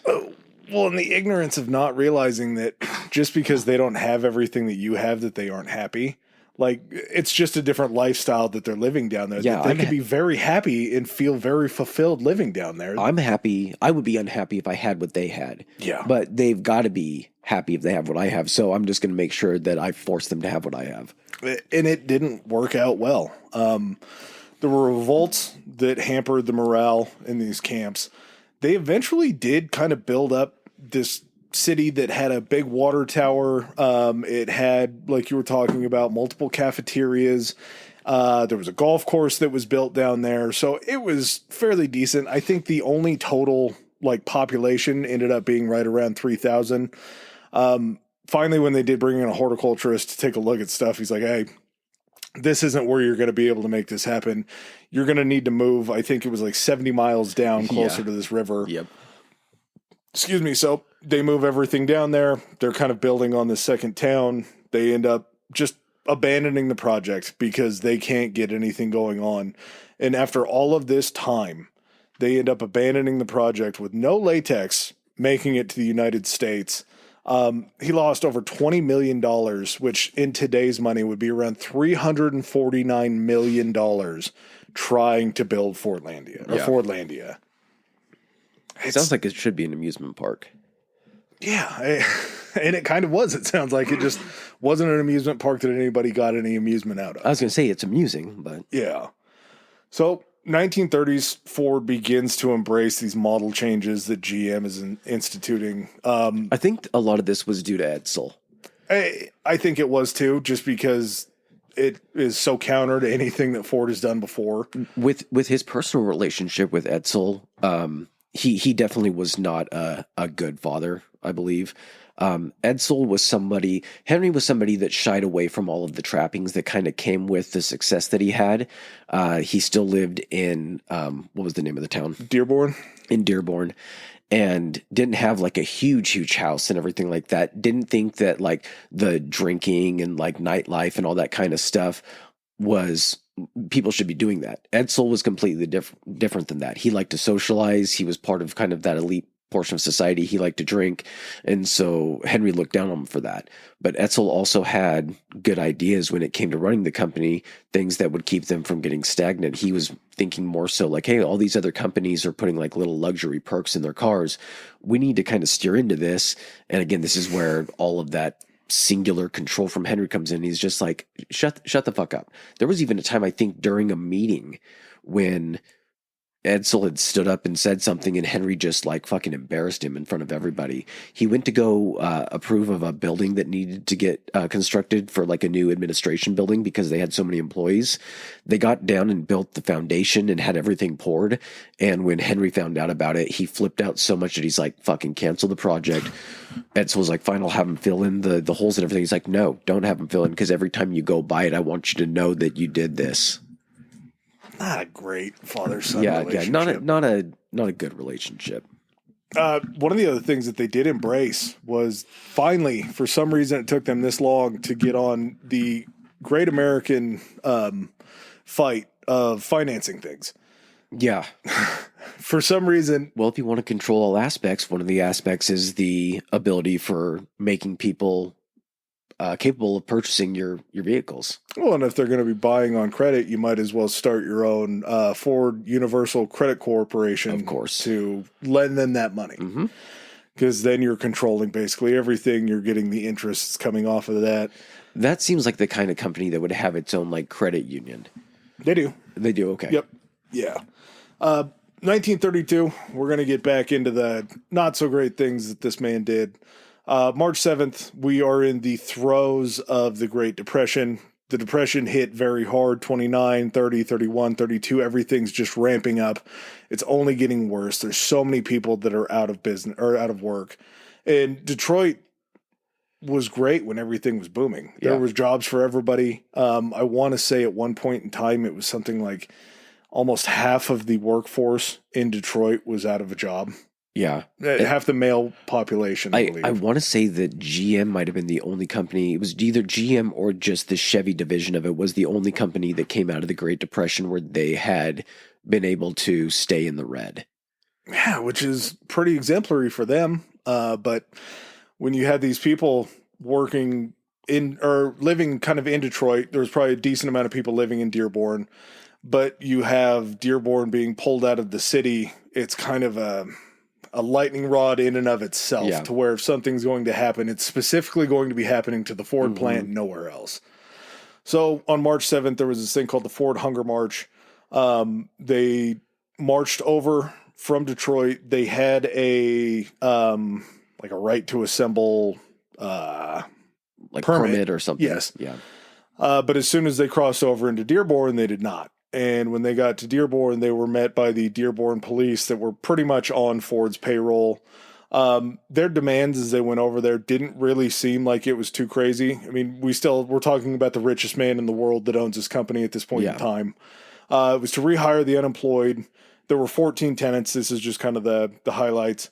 To rehire the unemployed, to provide funds for healthcare, to end hiring discrimination as far as promotions or anything like that.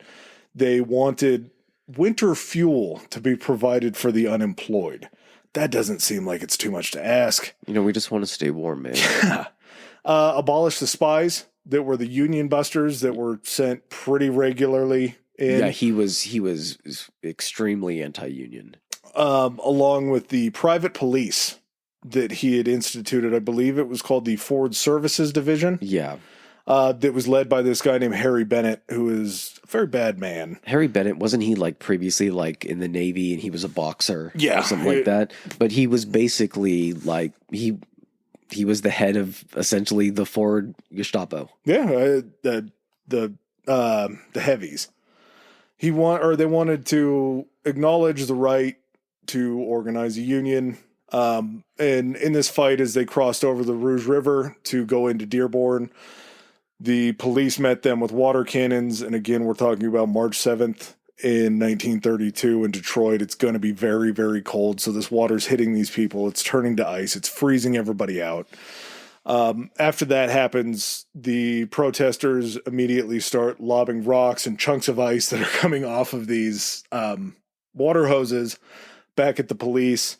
There's a big kerfuffle that happens.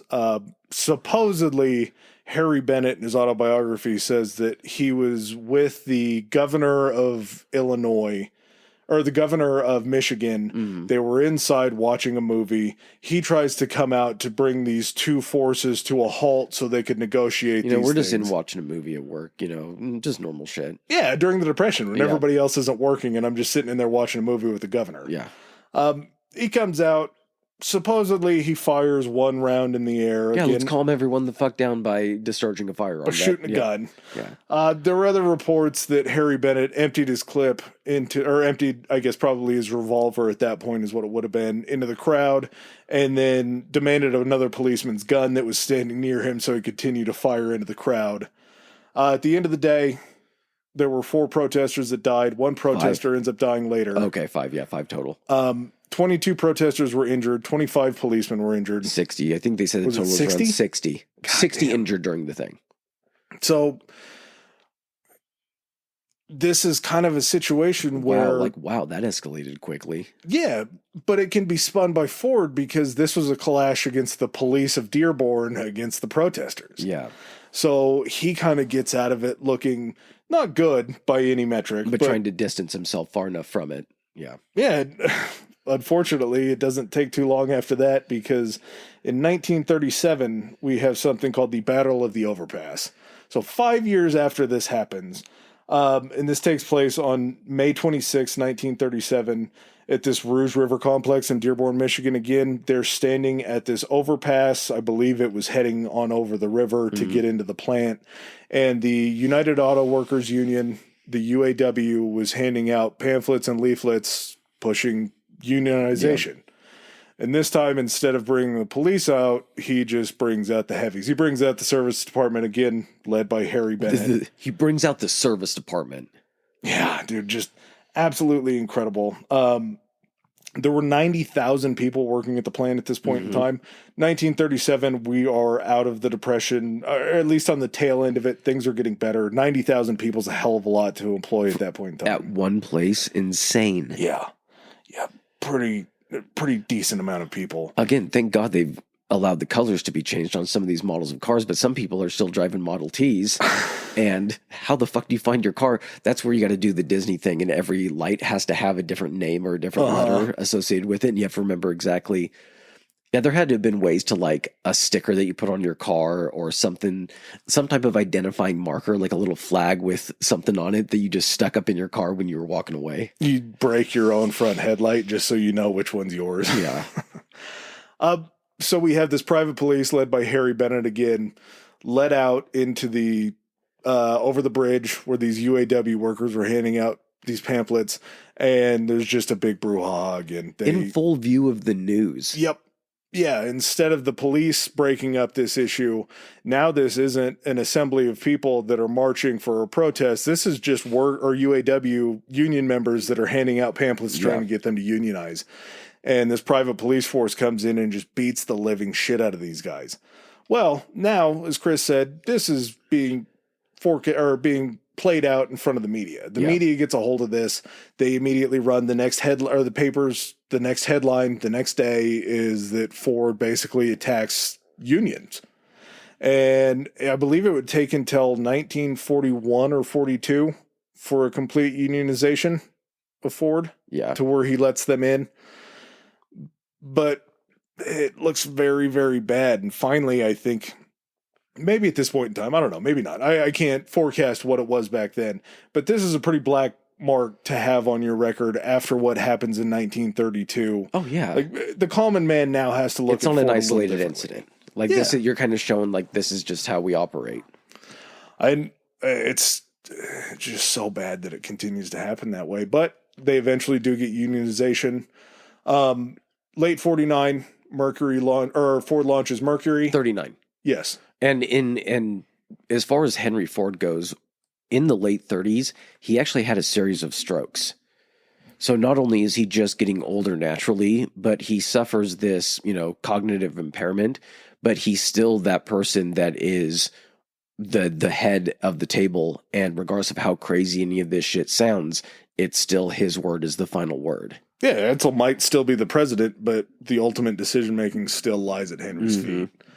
So Mercury's brought on board to try to compete with GM in kind of this mid-range market above Chevy. I believe this is more of the... It's not Oldsmobile. I forgot what market GM had there. But Pontiac? Possibly Pontiac, Okay. Yes. I believe so. 1939, we're rolling right into the thick of it. We're rolling right into World War II, where we're going to start ramping shit up. Yep, where we're going to be, as I think as Roosevelt put it, the great arsenal of democracy. We weren't going to be over there fighting yet. This wasn't 41. Pearl Harbor hadn't happened to get us into the war, but we knew that we had to contribute in some ways. And so, American industry fucking cranks up, takes a hard pivot into war production, and Ford, being where it's at, is going to be a huge part of this. Well, Ford is struggling through the 30s. They're losing a lot of money. They're not putting any black numbers up on the ledger. Everything is in the red. They're losing just money hand over fist. And wait, in the red is you owe. In the black is you're good. Oh, okay, yeah. You're making money.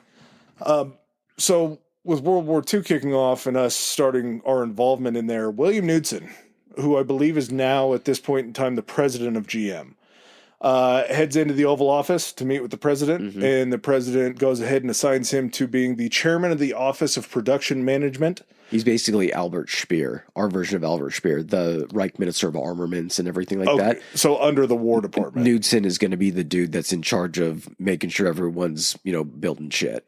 And he takes this message back to the auto companies. They have a large meeting, and he says, hey, we got to kick everything into high gear. We're going to be the backbone of the United States going to war. We're going to outproduce Hitler is basically what he said. He's like, we're going to outbuild Hitler. The numbers are just astonishing. I'm sure Chris has them, but during this whole entire time, Ford's sitting at third. Ford's sitting behind Chrysler, and he's sitting behind GM and automakers.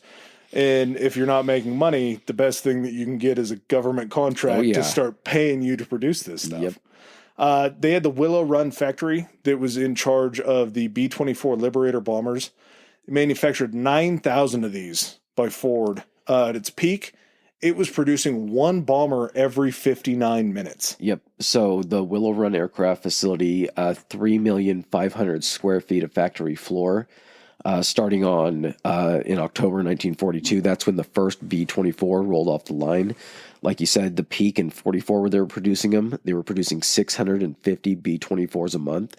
And the intricacies and the details of assembling one of these planes with all of the electrical wiring, all of the systems, all of the, the B-24, the Liberator was one that was a long-range bomber that was able to defend itself as well. We talked about that during the bomber campaign episode. We focused more on the B-17, but the B-24 was kind of on the same tier as that goes. But these things were very complicated machines. And so to have these things produced, like you said, rolling off the line by 45, one would roll off the line every 58 to 59 minutes, producing a total of 9,000 of these. It's simply insane that just this Willow Run plant was doing this much. And again, these aren't simple things to put together. These are probably in the grand scheme of machines that, took place or that were operated during the war.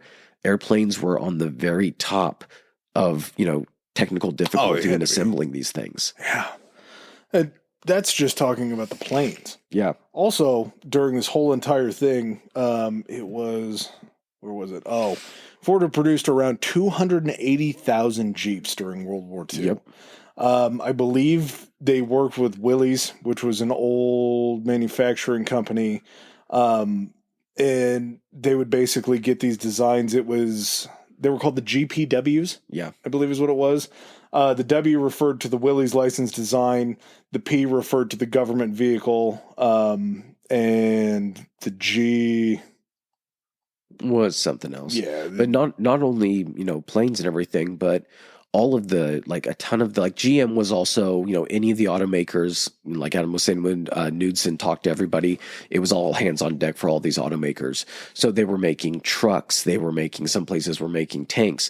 I believe Ford also contributed in aircraft engine manufacturing. I believe they started manufacturing the Merlin engines that the Spitfires over for the RAF were actually using. It was a different division under them, but yeah, it was. Yeah, so Ford. They had their hand in so many different things. I think one of their factories was doing arms production for shells or something like that.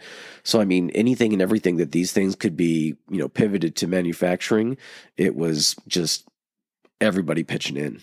Yeah, it turns out that Ford might have been playing for both teams at this point in time because the Ford Work factory in Germany and the Ford SAF factory in France had been overrun by the Nazis and were taking over producing wartime materials for them as well. Yeah. There was forced labor that was used inside of these facilities over there. Ford definitely wasn't hey, probably come in and take over my factories if you guys need a little bonus here. But at the same time, if you're going to take them, try to leave them as nice as possible for if you win and I get to come back in. Well, mid-war, tragedy strikes because not Henry, but Edsel ends up dying.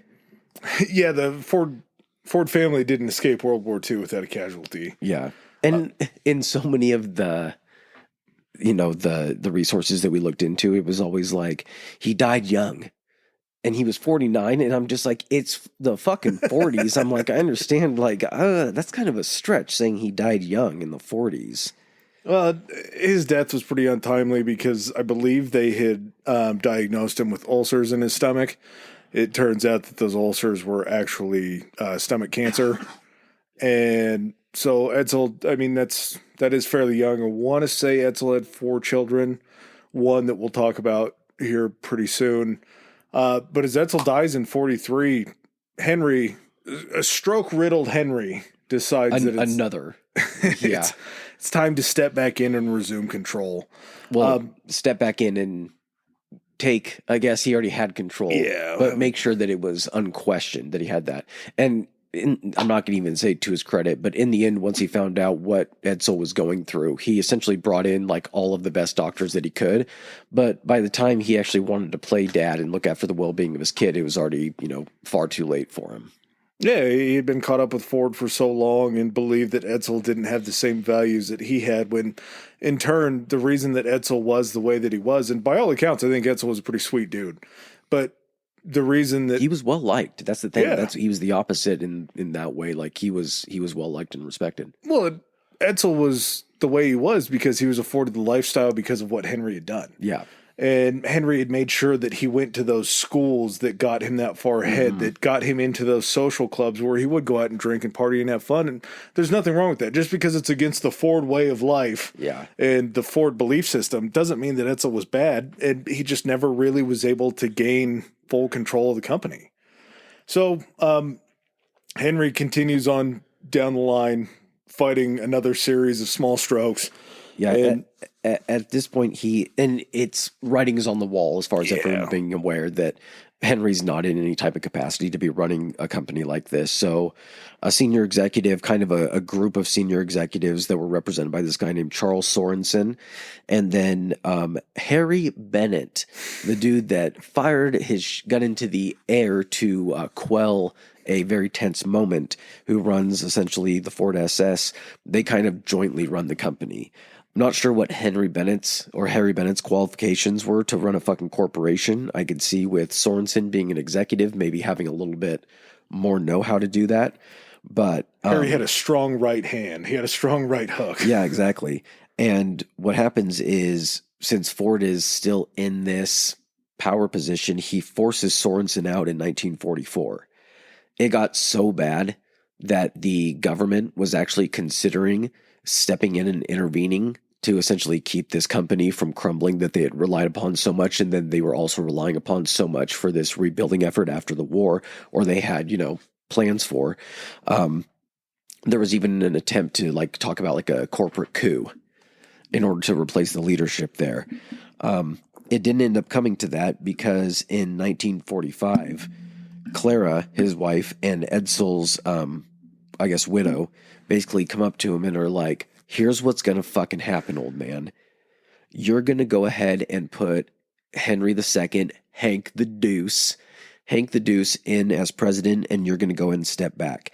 And if you don't do that, we're all going to go ahead and sell our Ford stock. And because of the structure of how this was between Clara, Edsel's wife, and Hank the Deuce, they had more shares than Henry had just by himself. So had they sold their shares, it would essentially take Henry out of the position of power from a corporate standpoint and from an ownership standpoint. And not wanting that to happen and it, Ford getting out of their hands, he essentially, steps back. Hank the Deuce comes in, and in 45 as his first active business, Harry Bennett, get the fuck out. Which is actually kind of a cool full circle for Hank, because Hank, he was either 2 or 3 years old. They actually gave him, and again, we're talking about a completely different time. Yeah. They gave him a lit match that started all of the whatever you would need to light to start the process of generating power for whatever they were using in their power plant, or at that point at the Ford factory. So yeah, the Rouge River plant, when they were first igniting, I don't want to say the boilers, but it was probably coal-fired something like that. Yeah, they were just like, here, Hank, take the match and chuck it in there. You're 3-year-old. Here's a fire. Gung, gung, gung, gung, gung, gung, gung, gung, gung. But yeah, so he was the one that lit the match that started the Rouge River plant, basically. Hank had been threatened multiple times by Harry Bennett throughout this whole entire push through Clara and Hank's mom.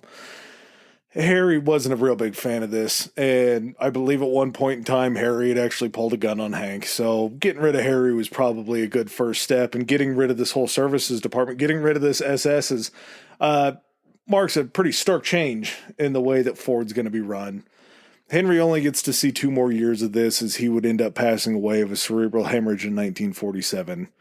And after this happens, after we're rolling out of the war, you have to start figuring out how you're going to transition back. While you're already in dire straits, you're already losing a ton of money. You're in the red as far as the way that Henry was running this company before these government contracts. Mm-hmm. And Hank basically goes through, again, this is a guy who didn't graduate college. He graduated high school, yep, and then literally just started working at Ford. He went to Yale.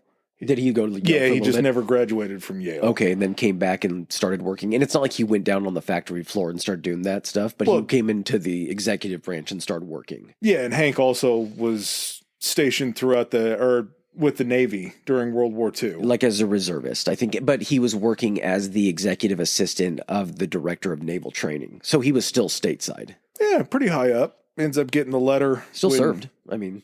Yeah, gets the letter when his dad dies and ends up showing back up. They allow him to leave in 43. He served from 41 to 43 after he was supposed to take over.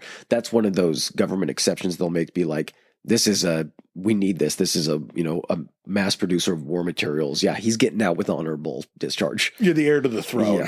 Yeah. Hank immediately goes to work trying to see where he can sort of figure out a way to bring them back to kind of prominence, because again, we're talking about during the war, they're third in these auto manufacturers. It takes a fairly long time to try to bring a new car to light. And his first big hit ends up coming in 1949, as it took him about 3 years to produce this car. There was a couple in between that did just fine. Also in 48, another massive boon is in 1948, we get the Ford F-Series. Oh, yeah. So we get trucks that have turned into, I believe, year by year, the most popular seller. Well, and it makes perfect sense because you've already been manufacturing trucks for the Army. All you got to do is pivot that around, restructure them a little bit, and all of a sudden, all of those trucks you're manufacturing for all of the jobs now coming back and the boom that's going to happen, people getting to work, people transporting goods from work, you're almost kind of, in a way, creating with these trucks that you're able to bring back kind of a... And the invention, we didn't really touch on this, but this kind of like upswing of everybody being able to have a car completely changes the way structurally kind of the United States works. Oh, yeah. And that's not just hyperbole. You now have a way to live further away from where you're going to work because you can travel further distances. This is where we get the invention of the suburbs. You're able to go ahead and send products and stuff across state lines and, further away. So it has all of these crazy impacts that, aren't always just felt immediately tied to everybody being mobile. The cost of not having to raise horses anymore, not having to hold horses, means you don't have to have as much land, which means houses are able to be close together, and you get the, more modern invention of like neighborhoods and stuff. Yeah, the Model T, in effect, connected the agricultural people that lived on the outside of cities the ability to go into cities. And over time, it also gave the people within cities the ability to move out of those cities out into the countryside. Yep. So you kind of see a full picture forming. After 3 years of this work that they did on the Ford, what would become to be known as the Ford 1949, hilarious sales pitch that Hank gives, that it has enough headroom for a man to wear his fedora while driving the vehicle. The car looks kind of like what I always imagine as a Studebaker. It's looking. Badass, yeah. It's pretty badass, where it's got like the grill that has the little just rounded point, or like, decorative stuff in the front. But yeah, it's a 4-door sedan. You got the white wall tires and everything like that. It's got curves, but being able to wear the fedora without, while you're driving without taking that off, that's a huge selling point. Oh, yeah, absolutely. This is kind of when you start to see the ability for Ford to basically give its customers a way to make choices. Because this car was originally built with an inline six as its motor, so again, 6 pistons in line, 3 on each side. But you had the option. Inline. V would be on each side. They were in lines. There were 3. It wasn't just one line of 6. It was 3 and 3. They were just it was vertical. a V6 then. Okay. V6 is when they're slanted. These were just straight up and down. Okay. But you were able to put an optional flathead V8, which is now not only 2 extra cylinders, but you're going 4 extra cylinders from these flat 4s that they used to have to now having this invention of this V8 that gives you much, much more giddy up as you're trying to leave. 1949, it gets to first place in auto sales for them with 1.1 million Ford sold. And again, the Ford F-Series is just bolstering these numbers. It would end up becoming the best-selling line of pickup trucks ever. The Ford F-150 doesn't end up showing up until 1975. But you start to see this resurgence of Ford to where the 49 actually beat Chevy to market by 6 months. So if you're first, not oftentimes first is best. You ain't first or last. Yeah, but they needed something coming out of World War II to be able to kind of balance the books. 1955, hit the fast forward button a little bit. We come to the answer to Chevy's Corvette. Oh, hang on. Is this the T-Bird? Yep. Okay. So this was a crowdsourced name as the Ford Thunderbird hits the market to try to balance out the Corvette. We now are like getting into the early stages of the auto wars. Yeah, and Corvette is one of the best things that's ever been produced by this country. They're just absolutely beautiful. It was kind of built along the European racing lines of the vehicle. Yeah, guys were, and this is all kind of spurned by all these GIs coming back from World War II because they're coming back in, they're establishing families. They've got money in their pocket. I know we're talking about 45 to 55 and everything like that, but these are guys, especially with like the 49 and everything, those are people that had disposable income to go ahead and start, buying cars, traveling the country for vacations. This is when vacations became a thing. Yeah. Going and driving somewhere. And you have Ford's answer to a Corvette, which was more of a racing car as this kind of luxury touring car. It was the first 2-seater that they had built since 1938. The first generation was built between 55 and 57. It gave you the option again to have a 4.8 liter V8. So a fairly decent sized engine, or a 5.1 liter V8. It's going to be producing more power. What Hank told them was, we need this to be luxurious. We need this to have enough room. We need this to have the bells and whistles, but also we need this to break 100 miles an hour. Yeah. We want to get this thing going. At the list price starting at $2,944 before you started getting these upgraded models. And you wanted the upgrades. Yeah. I mean, it's a decent chunk of change, but even then, $2,900 back then, 55, it's a lot of money, but that's still affordable. Mm-hmm. This first year, in 55, Corvette only sold 16,000, they sold 16,000 of these T-Birds. 674 Corvettes were sold. Just blew it out of the water. Yeah, so you're putting a car to market that is more of what is demanded. It took direct inspiration from the German Auto Union's 1000 SP. So you kind of see they took a look at the lines of some of the stuff that was going on in Germany over there and how it was built. And they're like, we could probably make something more American out of this. Bouncing back over there for just a second. After the war, Henry Ford did actually sue the Allies for damages to his auto plants that were manufacturing German war materials. So that's fun. It's interesting. It's a little interesting touch to it. The Thunderbird would go on to see 11 generations, with the last one being built in 2005. Thunderbirds have always been a pretty cool car. This whole kind of episode for me has been a blast because my dad loved cars. And we talked about so many of these things. We spent a lot of Saturdays at car shows just looking at these vehicles, and to know the history behind them is just so cool. We'll get all the way up to 1964. We have the Ford Mustang that's introduced at the New York World's Fair on April 17th. And this was the brainchild of a man named Lee Iacocca.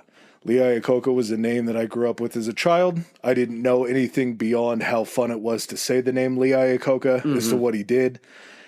This brought him back into my mind as soon as I heard it. I remembered being 8 years old again and just Lee Iacocca, Lee Iacocca.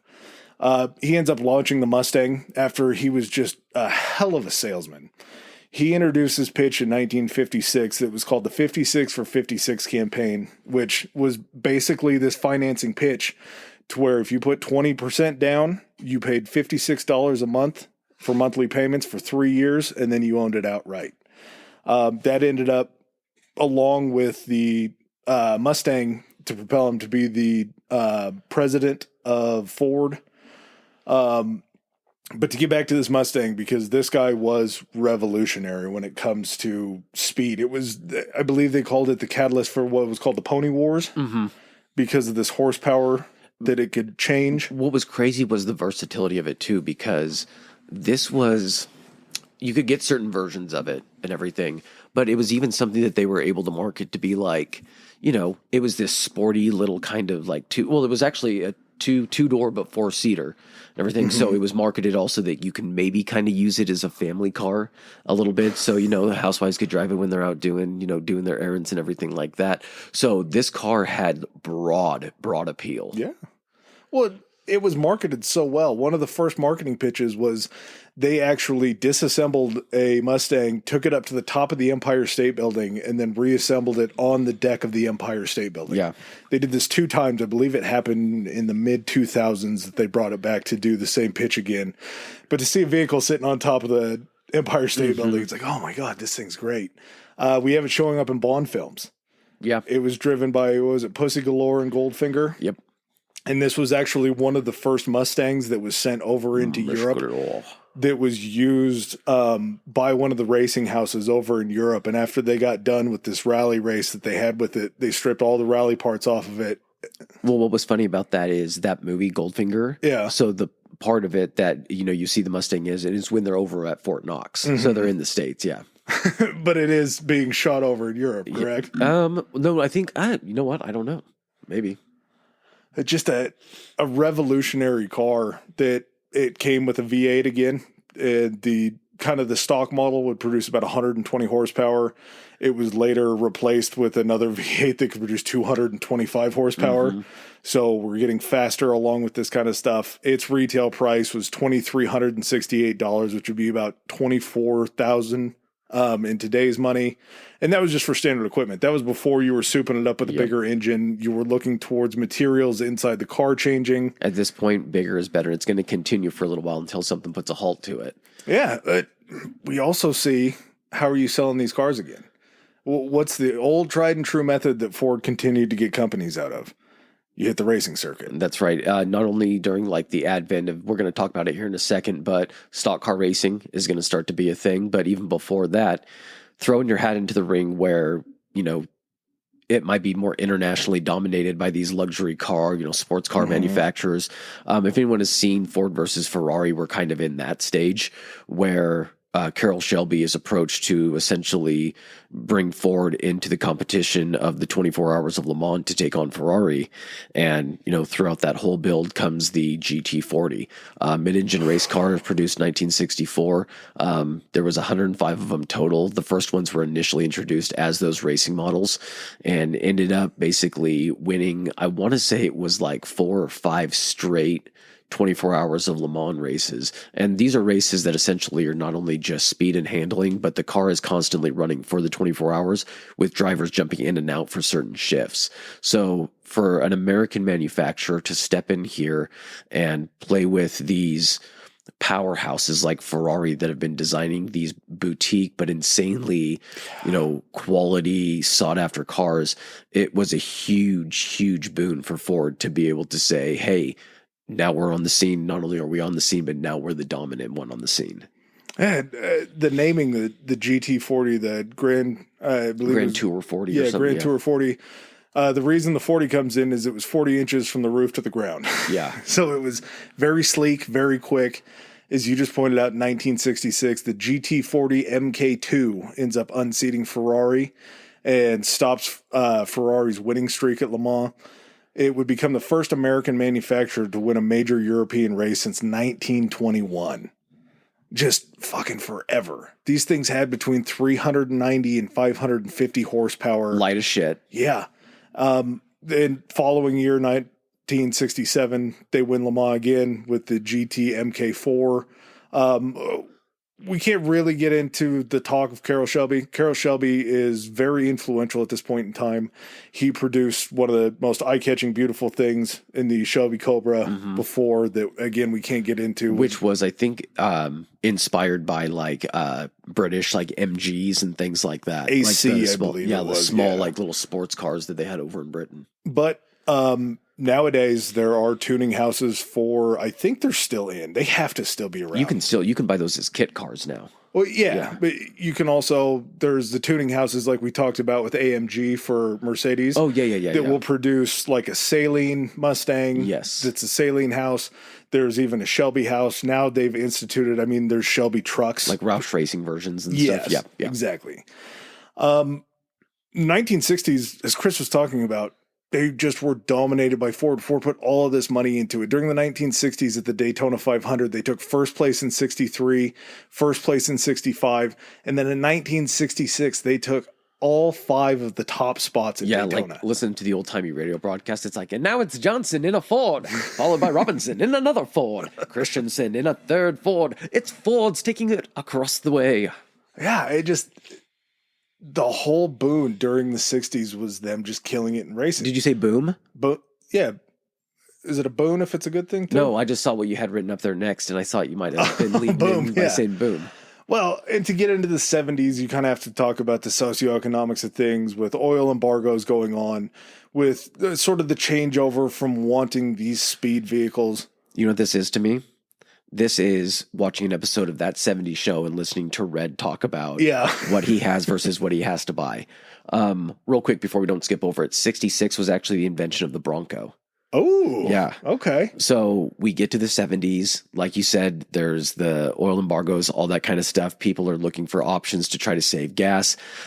Horsepower is not that important anymore. So if you want to continue selling cars, you got to pivot pretty hard. And in 1970, this is where we get the creation of the Ford Pinto. And this is near and dear to me because I'm still alive. I feel like there was a period of time in my life where I was really just white knuckling the line between life and death anytime I went to school. But the Ford Pinto hit the market to basically, as you know, a way to counteract the oil crisis, and then to also counteract Chevy and AMC, basically in this subcompact, market category. It had an $1,850 price tag on it, so it was on the very low end of the totem pole for cost. Very affordable. Yep. Gas mileage was through the roof. It sold over 100,000 units by January of 1971. Now, before that, in October of 1970, less than 2 months after the release of this, 2,600 Pintos were recalled. 26,000. Oh, sorry. 2,600. Jesus Christ. 26,000 Pintos were recalled. And this is also where we kind of see the first, iteration of vehicle recalls because it becomes such a widespread issue. Accelerator sticking. There were these little problems where if a Pinto was rear-ended, the gas tank was in such a vulnerable position that, the thing just kind of exploded into flames. Yeah. I think the first instance was someone was driving on the highway. The car sputtered and died on her. She was pulling over and someone just crashed into the back of her. There was another person in the car. It killed her. When the car exploded into a fireball, the guy that was in the passenger seat, it might have been like a younger boy. He ended up surviving with basically just his entire body burned. These cars had a pull choke.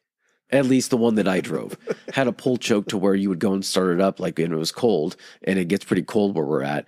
And so, yeah, driving one of these things in the winter, going out, trying to wedge a brick on the gas pedal to keep it depressed enough while you pull the choke. I'm dead serious, man. Oh my God. Yeah.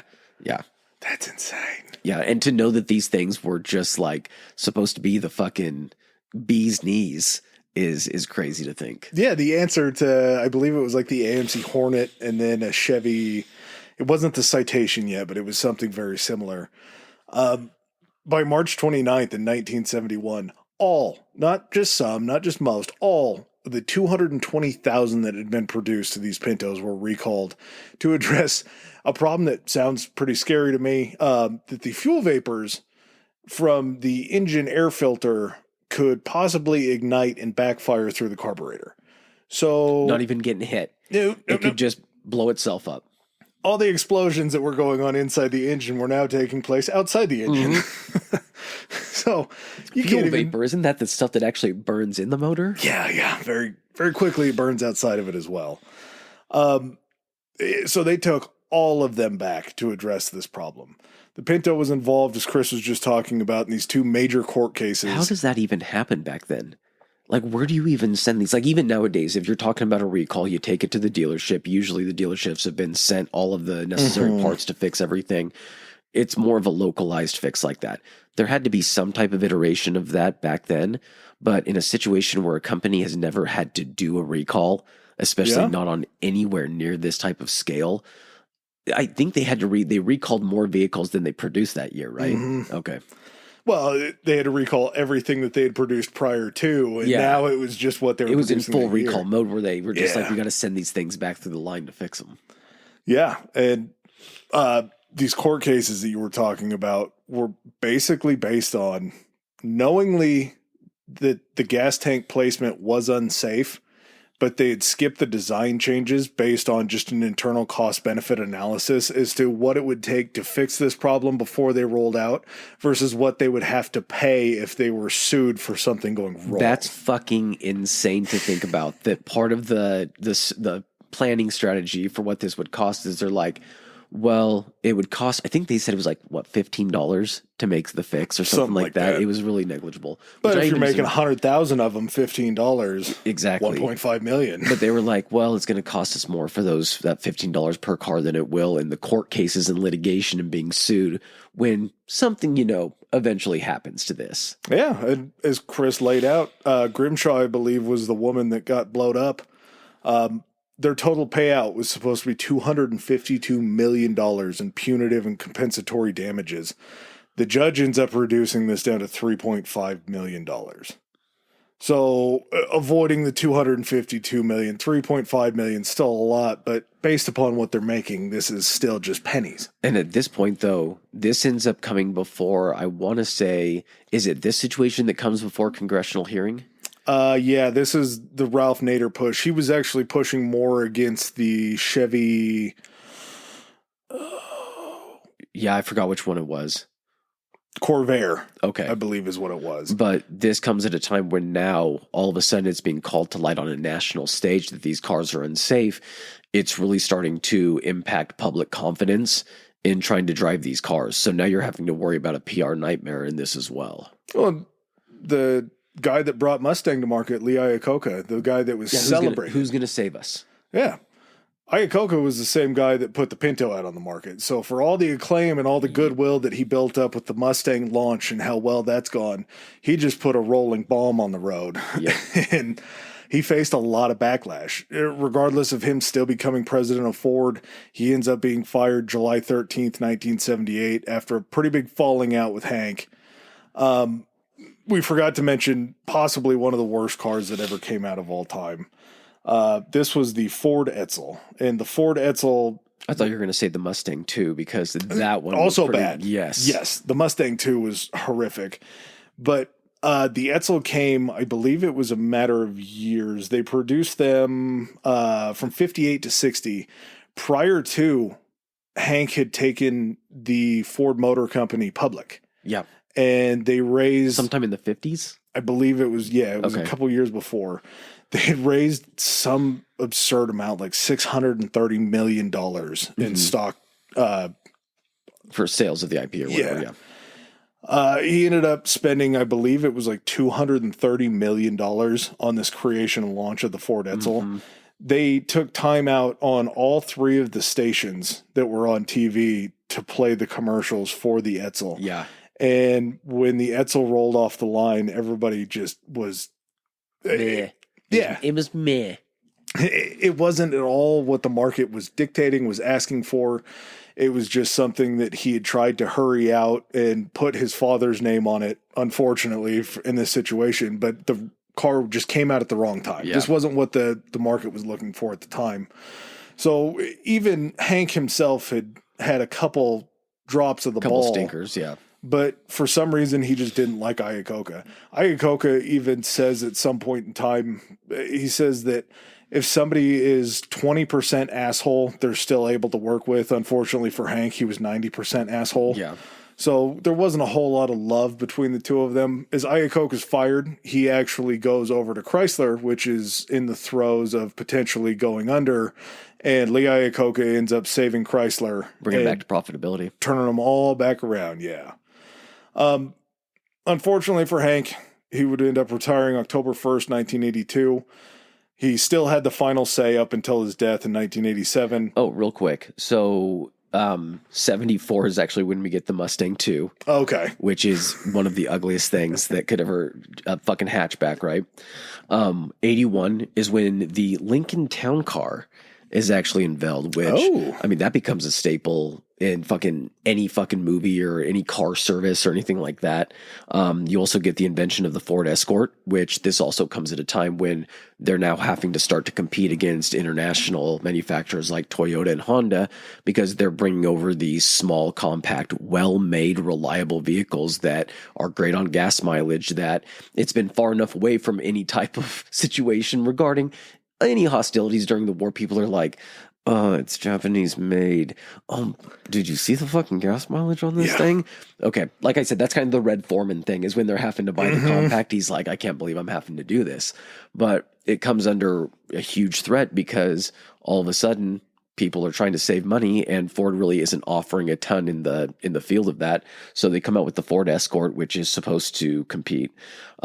83 that you just mentioned is when they try to come out with another version of the Thunderbird, which basically just falls flat. I put the Thunder Turd for my description of it. But yeah, so getting back to 83. Oh, sorry. And then October 1982, that's when he retires, and then dead in 87. 87 ends up being a very big year, though, because bolstered by the truck series, the F series, and cars, this is actually the first year that Ford outsells Chevy in total for all vehicles made. Mm-hmm. So they're back on top. They're right there. Ford made some purchases coming into the 90s that I was pretty surprised by. In 1990, they acquired Jaguar. They actually held it until 2008 before they sold it. So for 18 years, Jaguar was owned by Ford. 91 sees a legend introduced, the Ford Explorer.